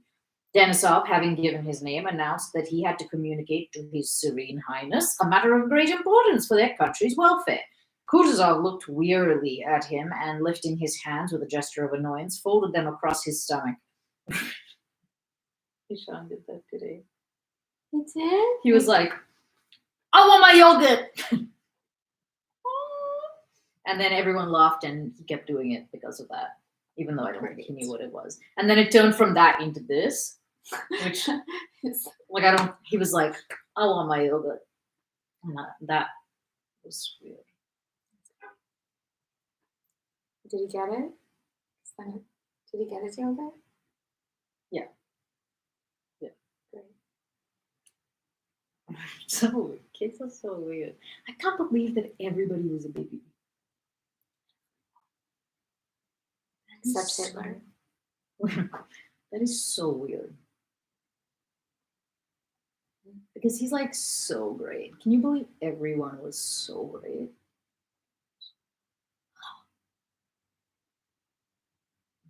I was talking about this today. I was like, what if we all treated people the way that we treat babies? Like we all got that kind of love and attention. I mean, hopefully most of us got that kind of love and attention at one point where it was like you did anything. It was like, oh my god, just seeing you made someone's day better, Yeah. you know. And I think to a certain extent we're all kind of like we all kind of remember what that was like. We want it back. We're like, why did people stop reacting to me that way?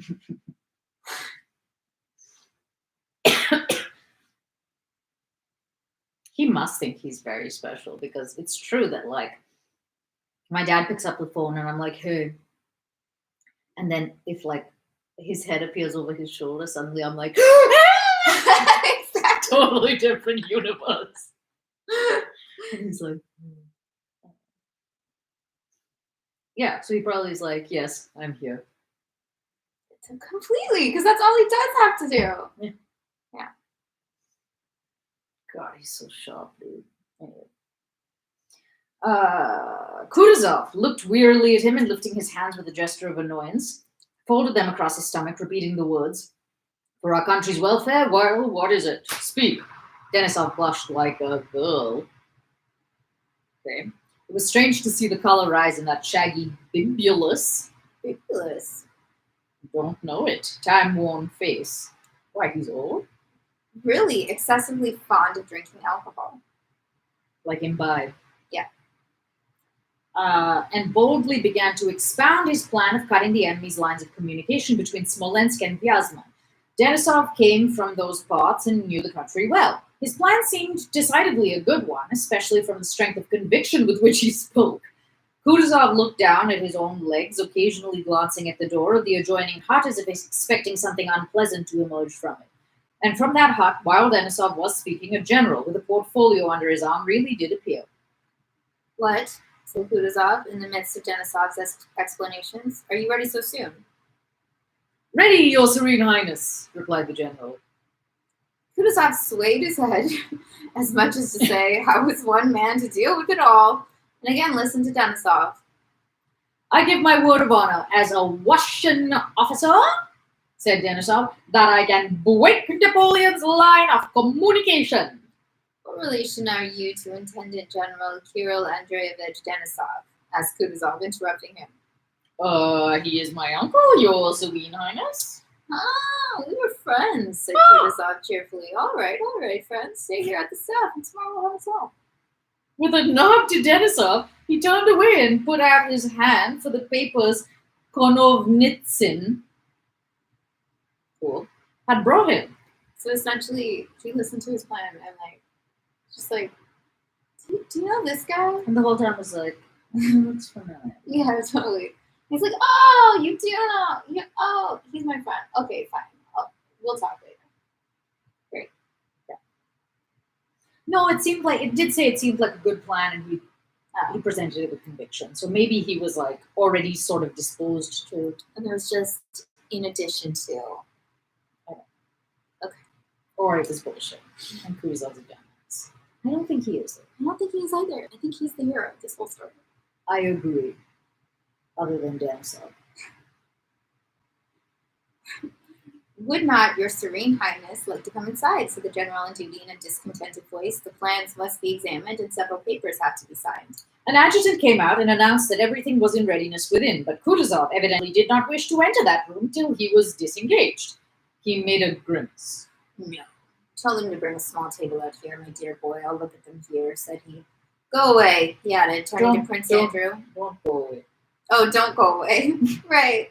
Don't go away, he added, turning to Prince Andrew, who remained in the porch and listened to the general's report. That would have been funny if you kept reading it. And were like, go away. And then that's what I read, and I was like, oh, who remained? Go away, said Prince Andrew. Who remained? Who remained? Yeah. While this was being given, Prince Andrew heard the whisper of a woman's voice and the rustle of a silk dress behind the door. How do you hear the rustle of a silk dress? What does the rustle of a silk dress sound like? I can imagine it. Maybe because I've been around saris a bunch. Okay. No, it's like fab. It's like you've been in. Do they make skirt heavy? Yeah, but silk doesn't really make a sound, does it?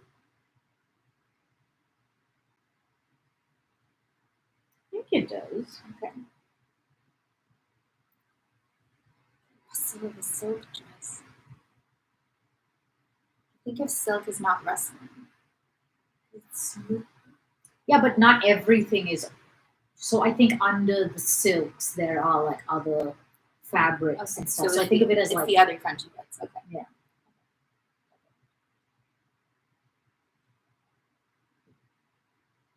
While this was being given, Prince Andrew heard the whisper of a woman's voice and the rustle of a silk dress behind the door. Several times on glancing that way, he noticed behind that door a plump, rosy, handsome woman in a pink dress with a lilac silk kerchief on her head, holding a dish and evidently awaiting the entrance of the commander-in-chief. Kutuzov's adjutant whispered to Prince Andrew that this was the wife of the priest whose home it was, and that she intended to offer his Serene Highness bread and salt. To lure him into the pleasure trap. Bread and salt are both Pleasure. magic foods. It explains Oreos. It's a good book. Doesn't call them out by name, but I know that's who they mean. And I was like, yeah, they are magic. It's like cocaine biscuits. Oh. Yeah, pretty much. Yeah. It's not like eating food, it's like taking drugs. Yeah.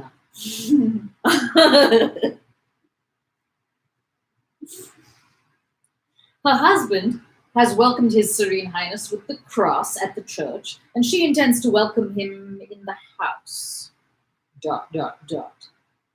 She's very pretty, added the adjutant with a smile. This is weird. She's the priest's wife. I feel so concerned for all women around these soldiers. No kidding. Oh, goodness. At those words, Kutuzov looked round. He was listening to the general's report, which consisted chiefly of a criticism of the position at Zarivozemish, as he had listened to Denisov, and 7 years previously had listened to the discussion at the Austerlitz Council of War. He evidently listened only because he had ears, which, though there was a piece of toe in one of them, I don't know what that is, could not help hearing. But it was evident that nothing the general could say would surprise or even interest him, that he knew all that would be said beforehand and heard it all only because he had to, as one has to listen to the chanting of a service of prayer. All that Denisov had said was clever and to the point. What the general was saying was even more clever and to the point, but it was evident that Kutuzov despised knowledge and cleverness, interesting, and knew of something else that would decide the matter, something independent of cleverness and knowledge. Prince Andrew watched the commander-in-chief's face attentively, and the only expression he could see there was one of boredom, curiosity as to the meaning of the feminine whispering behind the door, and a desire to observe propriety. It was evident that Kutuzov despised cleverness, and mostly because you just said that, and learning, and even the patriotic feeling shown by Denisov, but despised them not because of his own intellect, feelings, or knowledge. He did not try to display any of these, but because of something else. He despised them because of his old age and experience of life.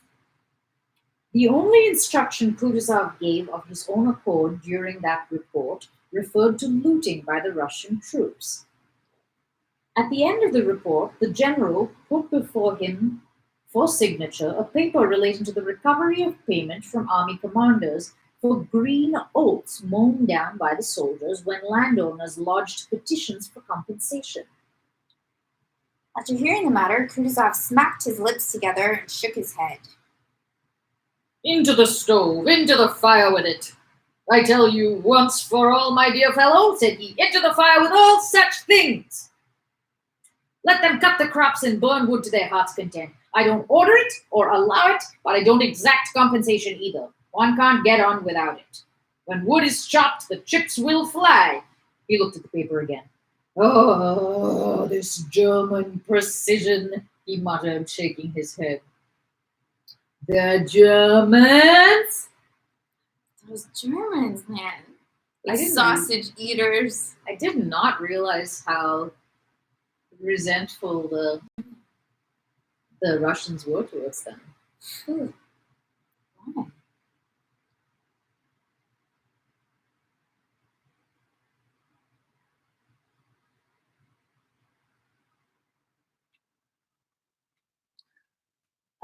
Chapter 16.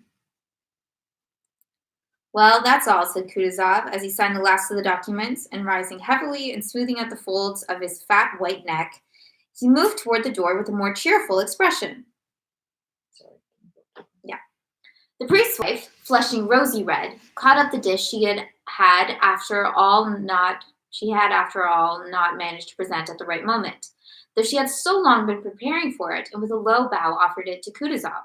He screwed up his eyes, smiled, lifted her chin with his hand, and said, "Ah, what a beauty. Thank you, sweetheart." He took some gold pieces from his trouser pocket and put them on the dish for her.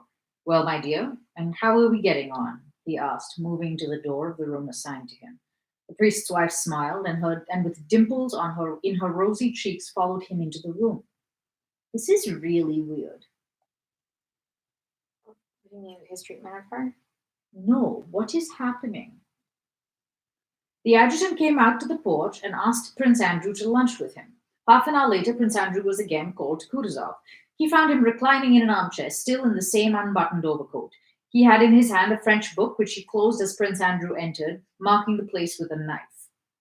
Prince Andrew saw by the cover that it was Les Chevaliers du Cygne by Madame de... How do you say that? Genlis. Well, sit down here. Let's have a talk, said Kutuzov. It's sad, very sad. But remember, my dear fellow, that I am a father to you, a second father. I don't think he thinks of you like that. Who, Andrew? Yeah. Really? Yeah. Oh, Andrew likes it? I do. Oh, okay. Isn't that a weird thing for us to have differing opinions? So specific. No, I think it's like quite prominent. Like Andrew and Kutuzov, those are like main characters. The fact that you're like, oh, you thought he liked him this whole time, and I'm like, oh, you thought Prince Andrew has contempt for everyone. Oh, and everyone in general. For whatever reason, I thought Kutuzov. I think Kutuzov is being like exempt from most rules. Okay. Prince Andrew told Kutuzov all he knew of his father's death and what he had seen at Bald Hills when he passed through it. What they have brought us to, Kutuzov suddenly cried in an agitated voice, evidently picturing vividly to himself from Prince Andrew's story the condition Russia was in. Give me time, he said with a grim look, evidently not wishing to continue this agitating conversation, and added, I sent for you to keep you with me. I thank your Serene Highness, but I fear I am no longer fit for the staff, replied Prince Andrew with a smile which Kutuzov noticed. Kutuzov glanced inquiringly at him.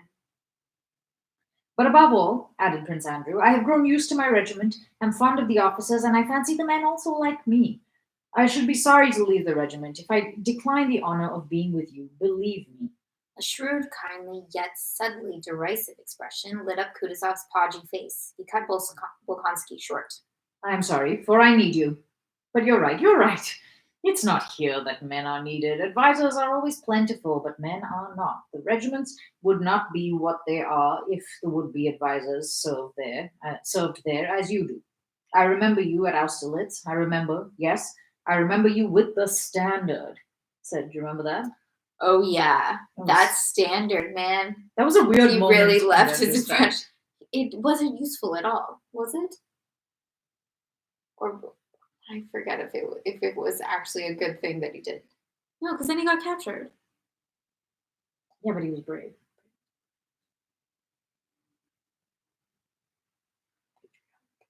Yeah. But that's like kind of I can't reconcile the Andrew. It does sound like a different right? It's like, I don't know what that was.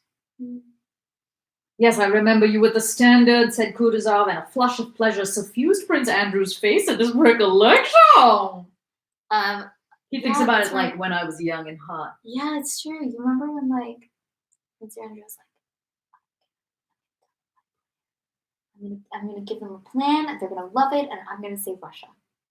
Oh, He and was he just was like, "Is this obsessed the with moment? that. Yeah. Is this the moment that I said? Oh, that was him. I get that confused with Nicholas somehow. Yeah. What was Nicholas doing at the time? He was just Nicholas like, "Wait, me?" stumbling around, being like, "Oh, I guess I'm in war." I'm so confused. Yeah, I think I've like kind of lost some tracking. Hmm. Because what happened to all his idealism? Right? What's an idealism? Well, it was because then he went and did a new thing, and then he went and did a new thing. He's just never satisfied. Yeah. He's a Pippin. From Pippin. From Pippin. Taking his hand and drawing him downwards, Kutuzov offered his cheek to be kissed.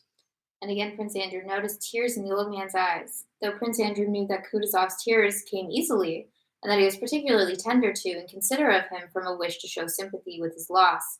Yet this reminder of Austerlitz was both pleasant and flattering to him. "Go your way, and God be with you. I know your path is the path of honor," he said.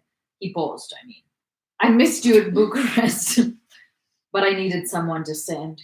And changing the subject, Kutuzov began to speak of the Turkish war and the peace that had been concluded. "Yes, I have been much blamed," he said, "both for that war and the peace, but everything came at the right time.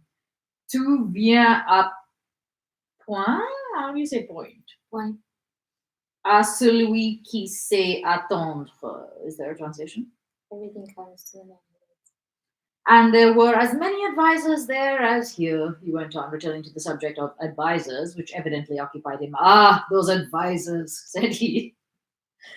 "If we had listened to them all, we should not have made peace with Turkey, and should not have been through and should not have been through with that war." Sure. Okay. "Everything in haste, but more haste, less speed." What? It's getting less and less coherent Everything in the haste. course of this speech. But what? Everything in haste, but more haste. Oh, I get it. What? He's like, everyone's does things so hastily, but the more hastily you do things, actually, the slower things go because you don't take the time to make the right choices. Yeah. Kamensky would have been lost if he had not died. What? "He stormed fortresses with 30,000 men. It is not difficult to capture a fortress, but it is difficult to win a campaign. For that, not storming and attacking, but patience and time are wanted. Kamensky sent soldiers to Rostock. And I only employed these two things and took more fortresses than Kamensky and made them Turks eat." Made them Turks. Mm-hmm. He's suddenly got a regionalism?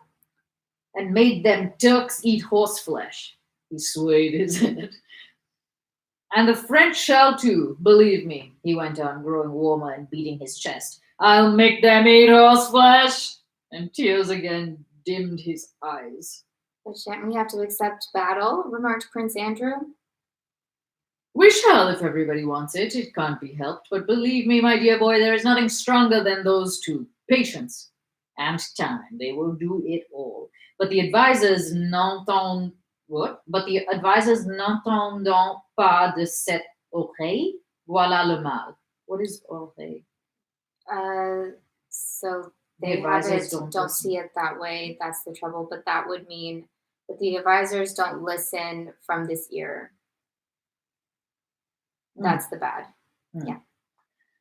"Some want to think, others don't. What's one to do?" he asked, evidently expecting an answer. "Well, what do you want us to do?" he repeated, and his eyes shone with a deep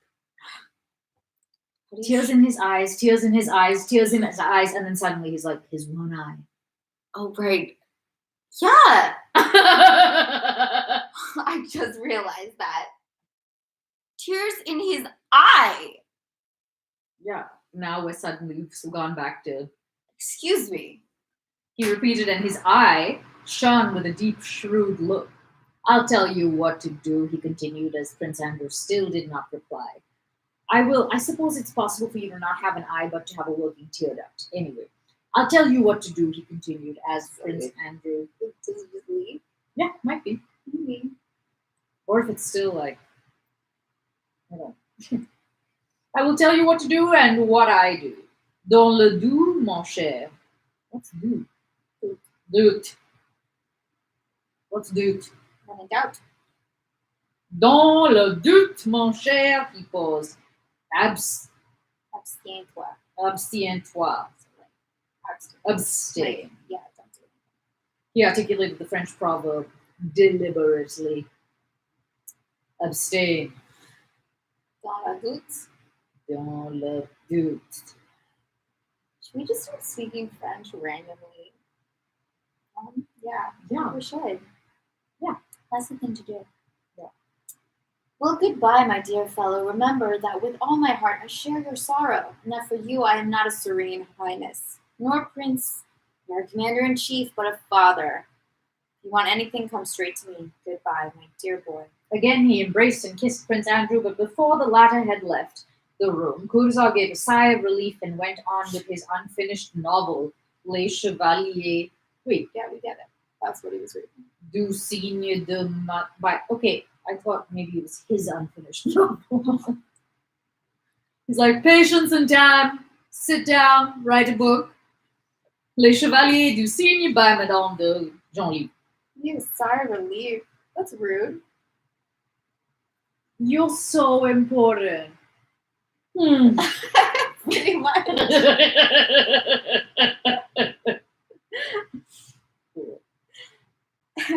Prince Andrew could not have explained how or why it was, but after that interview with Kutuzov, he went back to his regiment, reassured as to the general course of affairs and as to the man to whom it had been entrusted. The more he realized the sorry, okay. I'm just thinking about that sigh again. Okay. Like that guy. The more he realized the absence of all personal motive in that old man, in whom there seemed to remain only the habit of passions, and in place of an intellect, grouping events and drawing conclusions, only the capacity calmly to contemplate the course of events. Habit of passions? Only the habit of passions. What the damn hell is That habit.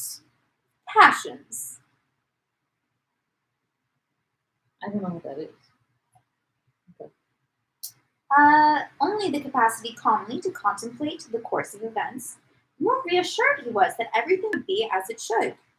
He will not bring in any plan of his own. He will not devise or undertake anything, thought Prince Andrew. But he will hear everything, remember everything, and put everything in its place. He will not hinder anything useful, nor allow anything harmful. He understands that there is something stronger and more important than his own will, the inevitable course of events, and he can see them and grasp their significance. And seeing that significance, can refrain from meddling and renounce his personal wish directed to something else. This is so Russian. Yes, actually. And above all, thought Prince Andrew, one believes in him because he's Russian. Despite the novel by Genlis and the French proverbs, because his voice shook when he said what they have brought us to, and had a sob in it when he said he would make them eat horse flesh. On such feelings, more or less dimly shared by all, the unanimity and general approval were founded with which, despite court influences, the popular choice of Kutuzov as commander-in-chief was received. Cool. People are into Kutuzov. He's kind of an OG. But people are just now like, oh, okay.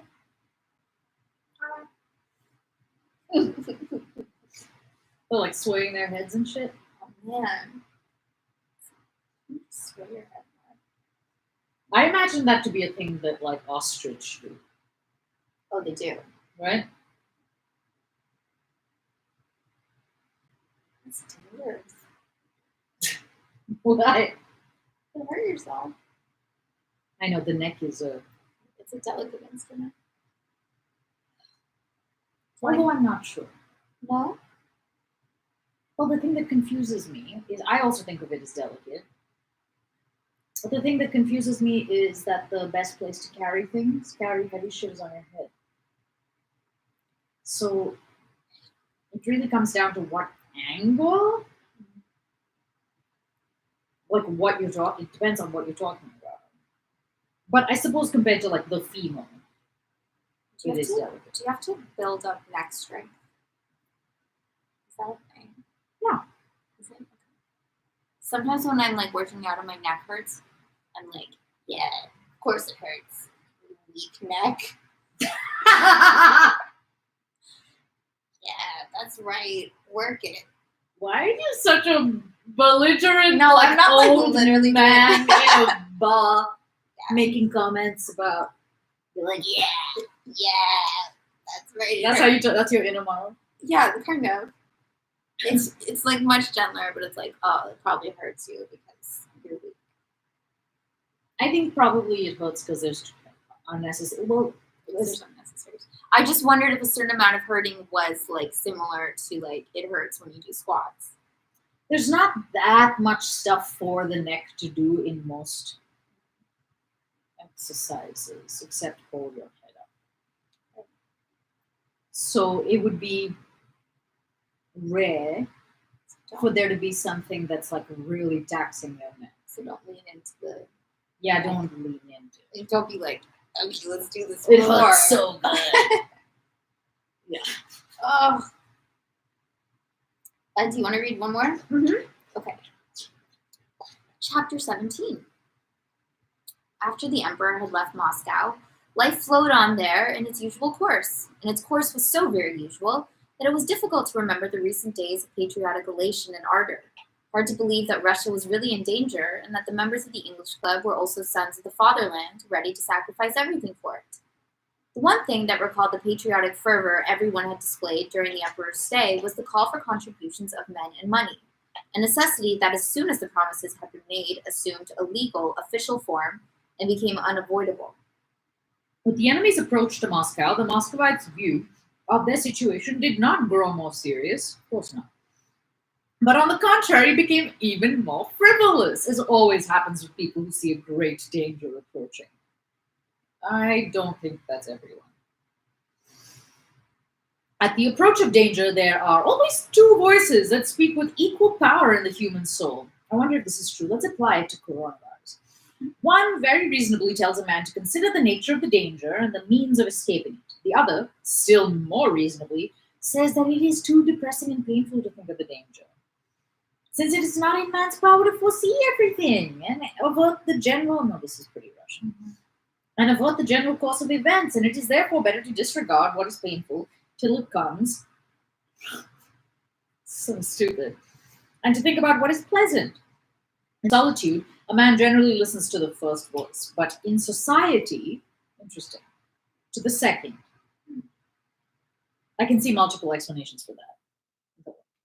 Yeah. Yeah, like in the second situation, responsibility can seem diffused. When other people are doing it, you're like, oh, okay, cool. We're all just, yeah, this is. Yeah, we're pretending that it's not real. Oh, okay. Yeah, other people like give you permission for it. Yeah. So it was now with the inhabitants of Moscow. It was long since people had been as gay in Moscow as that year. Rostopchin's broadsheets, headed by woodcuts of a drink shop, a potman, and a Moscow burger called Karpushka. What? There's so many words I don't know in that sentence. You know, a potman.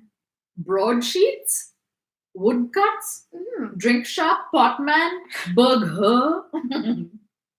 What are any of these things? Moscow burger. Burger.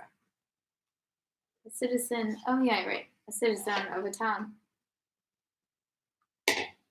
Yeah, I understood 3 words in that I sentence. don't know what a potman is. Is it a man with pots? Oh, a man employed in a public house to collect empty pots. What are woodcuts of a drink Or shop? glasses. A waiter in a similar establishment. Woodcuts. No, a potman. Okay. What He are collects the woodcuts? pots. A woodcut? And broadsheets.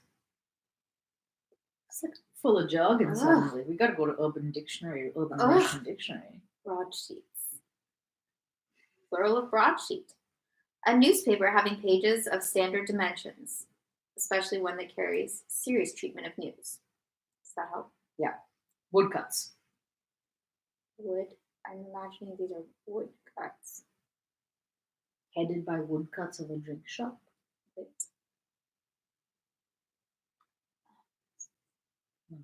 This is complicated. An engraved block of wood, especially one used as a printing form. A method of printmaking from such a block. Okay. So wait. Oh, His I've got it. newspapers headed Yes. by woodcuts of a drink shop, a pot man, and a Moscow burger. And what's a burger? A town dweller, basically. Okay. Wow. Called Karpushka Shigarin. Mm-hmm. Okay. So there's like stories in the news basically about this, right? Yeah. Is that what it is? Okay. Well, at least there's an illustration. Yeah. Years. Who, having been a militiaman and having had rather too much at the pub, heard that Napoleon wished to come to Moscow, grew angry, abused the French in very bad language, came out of the drink shop, and under the sign of the eagle began to address the assembled people, were read and discussed, together with the latest of Vasily Lvovich Pushkin's Bouts rhymes. What? Bouts rhymes? Bouts rhymes. Where did we just go? Okay. This paragraph. Bouts rhymes. So like Rhymes. What's rhyme rhymes? like as in like the frost. Right? R-I-M-E. Yeah. Yes. Bouts rhymes? What's rhymes? Unless there's a different definition that I don't know.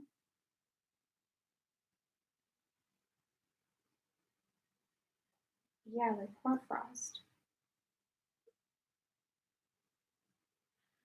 Okay. Should we just move on? Sure. In the corner room at the club, members gathered to read these broadsheets, and some liked the way Karpushka jeered at the French, saying they will swell up with Russian cabbage, burst with our buckwheat porridge, and choke themselves with cabbage soup. They are all dwarfs, and one peasant woman will toss 3 of them with a hay fork. Others did not like that tone and said it was stupid and vulgar. It was said that Rostopchin had expelled all Frenchmen and even all foreigners from Moscow. I don't know who Rostopchin is. I can't for the life of me remember. Had expelled all Frenchmen and even all foreigners from Moscow, and that there had been some spies, and agents of Napoleon among them. But this was told chiefly to introduce Rostopchin's witty remark on that occasion. The foreigners were deported to Nizhny by boat, and Rostopchin had said to them in French, "Rentrez en vous-même, entrez dans la barque, et n'en faites pas une barque de..." What is the translation of this? Rentrez en vous-même. Come in yourselves. Like, entrez dans la barque. I don't know what a barque is. You don't have a translation? Oh. Why am I like, I don't have to translate this. Think it over. Get into the bark and take care not to make it a bark of Sharon. Of Charon. What the damn hell is a bark You know. of Charon? You know, don't make it a bark of Charon. Okay, this So a book bark- just got confusing. Like, just now. A bark is a sailing vessel. I kind of figured that. Okay, I didn't know that. Well, because the preceding sentence is about going to Nizhny. Right, okay. And a Charon, it's a Karen. Yeah. An old man who ferried the souls of the dead across the Styx. Oh, him! Yeah. Okay. So don't make it a hellboat. Only don't end up in hell. There was talk of all the government offices having been already removed from Moscow, and to this Shinshin's witticism was added that for that alone Moscow ought to be grateful to Napoleon. It was said that Mamonov's regiment would cost him 800,000 rubles, and that Bezhukov had spent even more on his, but that the best thing about Bezhukov's action was that he himself was going to don a uniform and ride at the head of his regiment without charging anything for the show. He's got nothing left to live for. You don't spare anyone, said Julie Drubetskaya. She collected and pressed together a bunch of raveled lint with her thin, beringed fingers. Beringed. Beringed. I like that. Julie was preparing to leave Moscow next day and was giving a farewell soiree. Bezhukov est ridicule, but he is so kind and good-natured. What pleasure is there to be so caustic? Caustic. Ah, yes, sorry, excuse me. A forfeit, cried a young man in militia uniform whom Julie called Mon Chevalier and who was going with her to Nizhny. In Julie's set, as in many other circles in Moscow, it had been agreed that they would speak nothing but Russian, except they haven't been, and that those who made a slip and spoke French should pay fines to the Committee of Voluntary Contributions. Another forfeit for a Gallicism, said a Russian writer who was present. What pleasure is there to be is not. What? What pleasure is there to be is not Russian. What pleasure is there to be so caustic? Gallicism? Another, like Gallic, like a Galois. Oh. Yeah, another Gallicism. Because she did too. What pleasure is there to be is not Russian.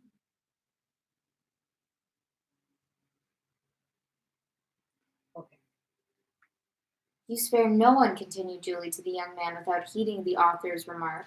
For caustic, I am guilty and will pay, and I am prepared to pay again for the pleasure of telling you the truth. For Gallicisms, I won't be responsible, she remarked, turning to the author. I have neither the money nor the time, like Prince Golitsyn, to engage a master to teach me Russian. Ah, here he is, she added. No, she said to the militia officer. You won't catch me. Speak of the sun, and you see its rays. And she smiled amiably at Pierre. We are just, if you say his name, do you have to pay? I'm so lost.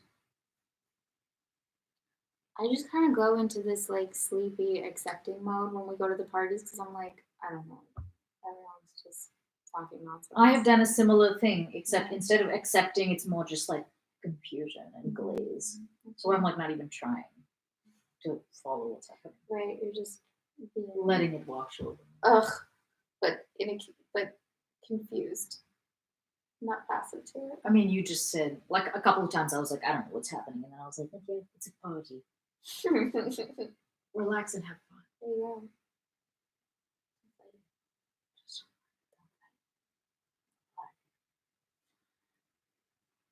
She smiled amiably at Pierre. We were just talking of you, she said, with the facility in lying natural to a society woman. Ah, yes, that facility. I know it well. We were saying that your regiment would be sure to be better than Mamenov's. Oh, don't talk to me of my regiment, replied Pierre, kissing his hostess's hand and taking a seat beside her. I am so sick of it. You will, of course, command it yourself, said Julie, directing a sly, sarcastic glance toward the militia officer. The latter, in Pierre's presence, had ceased to be caustic, and his face expressed perplexity as to what Julie's smile might mean. In spite of his absent-mindedness and good nature, Pierre's personality immediately checked any attempt to ridicule him to his face. No, said Pierre, with a laughing glance at his big, stout body. I should make too good a target for the French. Besides, I'm afraid I should hardly be able to climb onto a horse. Among those whom Julie's guests happened to choose to gossip about were the Rostovs. A comma would have helped. I hear that their affairs are in a very bad way, and he's so unreasonable, the Count himself, I mean. The Razumovskys wanted to buy his house and his estate near Moscow. I'm in Moscow now. Why, asked Julie. You don't think Moscow is in danger? Then why are you leaving? What a question. I am going because... well, because everyone is going. And besides, I am not Joan of Arc or an Amazon. Well, of course. Let me have some more strips of linen. If he manages the business properly, he will be able to pay off all his debts, said the militia officer, speaking of Rostov.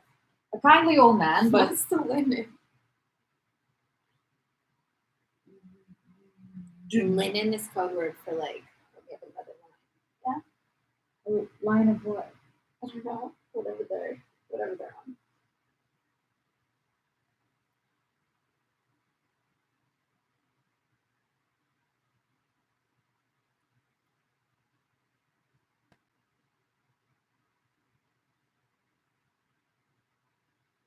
A kindly old man, but not up to much. What? And why did they stay on so long in Moscow? They meant to leave for the country long ago. Natalie's quite well again now, isn't she? Julie asked Pierre with a knowing smile. They're waiting for their younger son, Pierre replied. He joined Obolensky's Cossacks and went to Belaya Serov, where the regiment is being formed. But now they have had him transferred to my regiment and are expecting him every day. The Count wanted to leave long ago, but the Countess won't on any account leave Moscow till her son returns. I met them the day before yesterday at the Alkarovs. Natalie has recovered her looks and is brighter. She sang a song. How easily some people get over everything. Get over what? Inquired Pierre, looking displeased. Julie smiled. That's the shortest paragraph so far. You know, Count, such knights as you are only found in Madame de Souza's novels. What knights? What do you mean? Demanded Pierre, blushing. Oh, come, my dear Count, c'est la fable de tout Moscou. Je vous admire, ma parole d'honneur.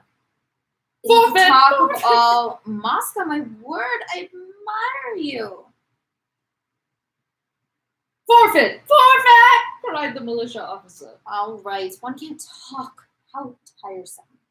What is the talk of all Moscow? Pierre asked, angrily rising to his feet. Come now, Count, you know. I don't know anything about it, said Pierre. I know you were friendly with Natalie, and so, but I was always more friendly with Vera. Dear Vera.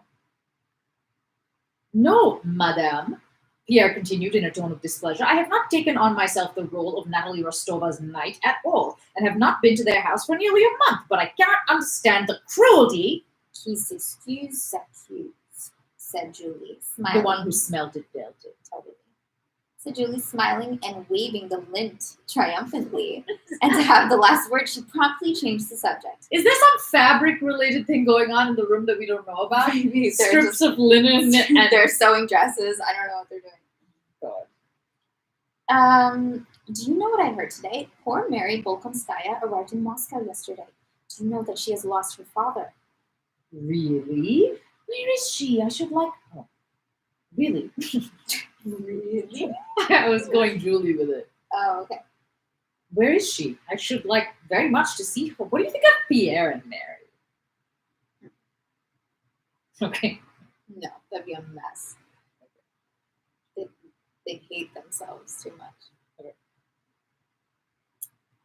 I spent the evening with her yesterday. She is going to their estate near Moscow either today or tomorrow morning with her nephew. Well, and how is she? Asked Pierre. She's well but sad. Do you know who rescued her? It's quite a romance. Nicholas Rostov. She was surrounded and they wanted to kill her and had wounded some of her people. He rushed in and saved her. Another romance, said the militia officer. Really, this general flight has been arranged to get all the old maids married off. Katish is one. Who did Katish marry? And Princess Bolkonskaya another. Do you know, I really believe she is your pretty amoureuse du jeune homme. She's a little bit in love with the young man. Forfeit, forfeit, forfeit. But how could one say that in Russian? What language would they sing it in? You could say it. How would you say forfeit in French? No, she meant her sentence. Which sentence? Oh, her that sentence. She's in love with the young man. Oh, probably it would be really easy to You can't speak of love in any language but French. What is this forfeit, forfeit, forfeit? Is it like abort, abort? No, it's that like they've all agreed not to speak French and they have to pay money into this. You know what's money not jar. cool is not paying attention.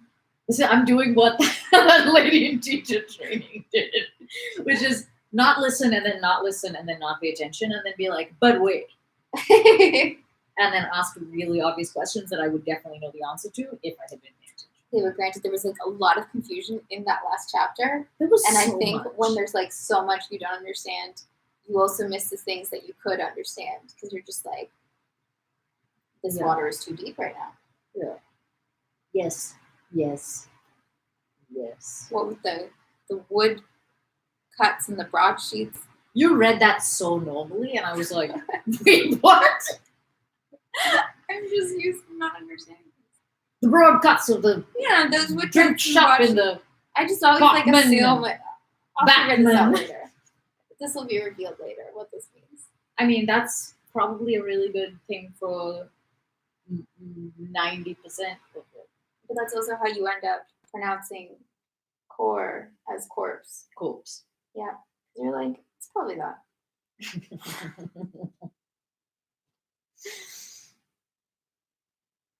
I don't know where I know some of these words from. I'm trying to place them.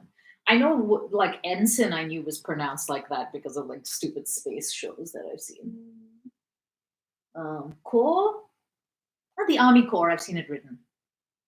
And I know that it's the Army Corps, and then I've seen it written in places and that connection. I don't I know. think I just always thought that when I was hearing like Army Corps, it was spelled CORE.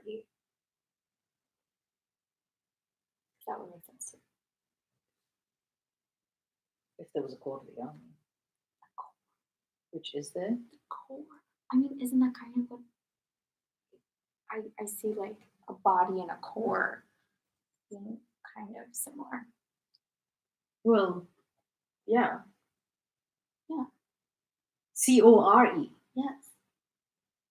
A body and a core. Yes. Like in a sentence, I think you could kind of get the same gist of the sentence using both of those. I have to poke a lid on this. Okay. It's almost 10. So long, farewell, auf Wiedersehen, adieu, adieu, adieu to you and you and you.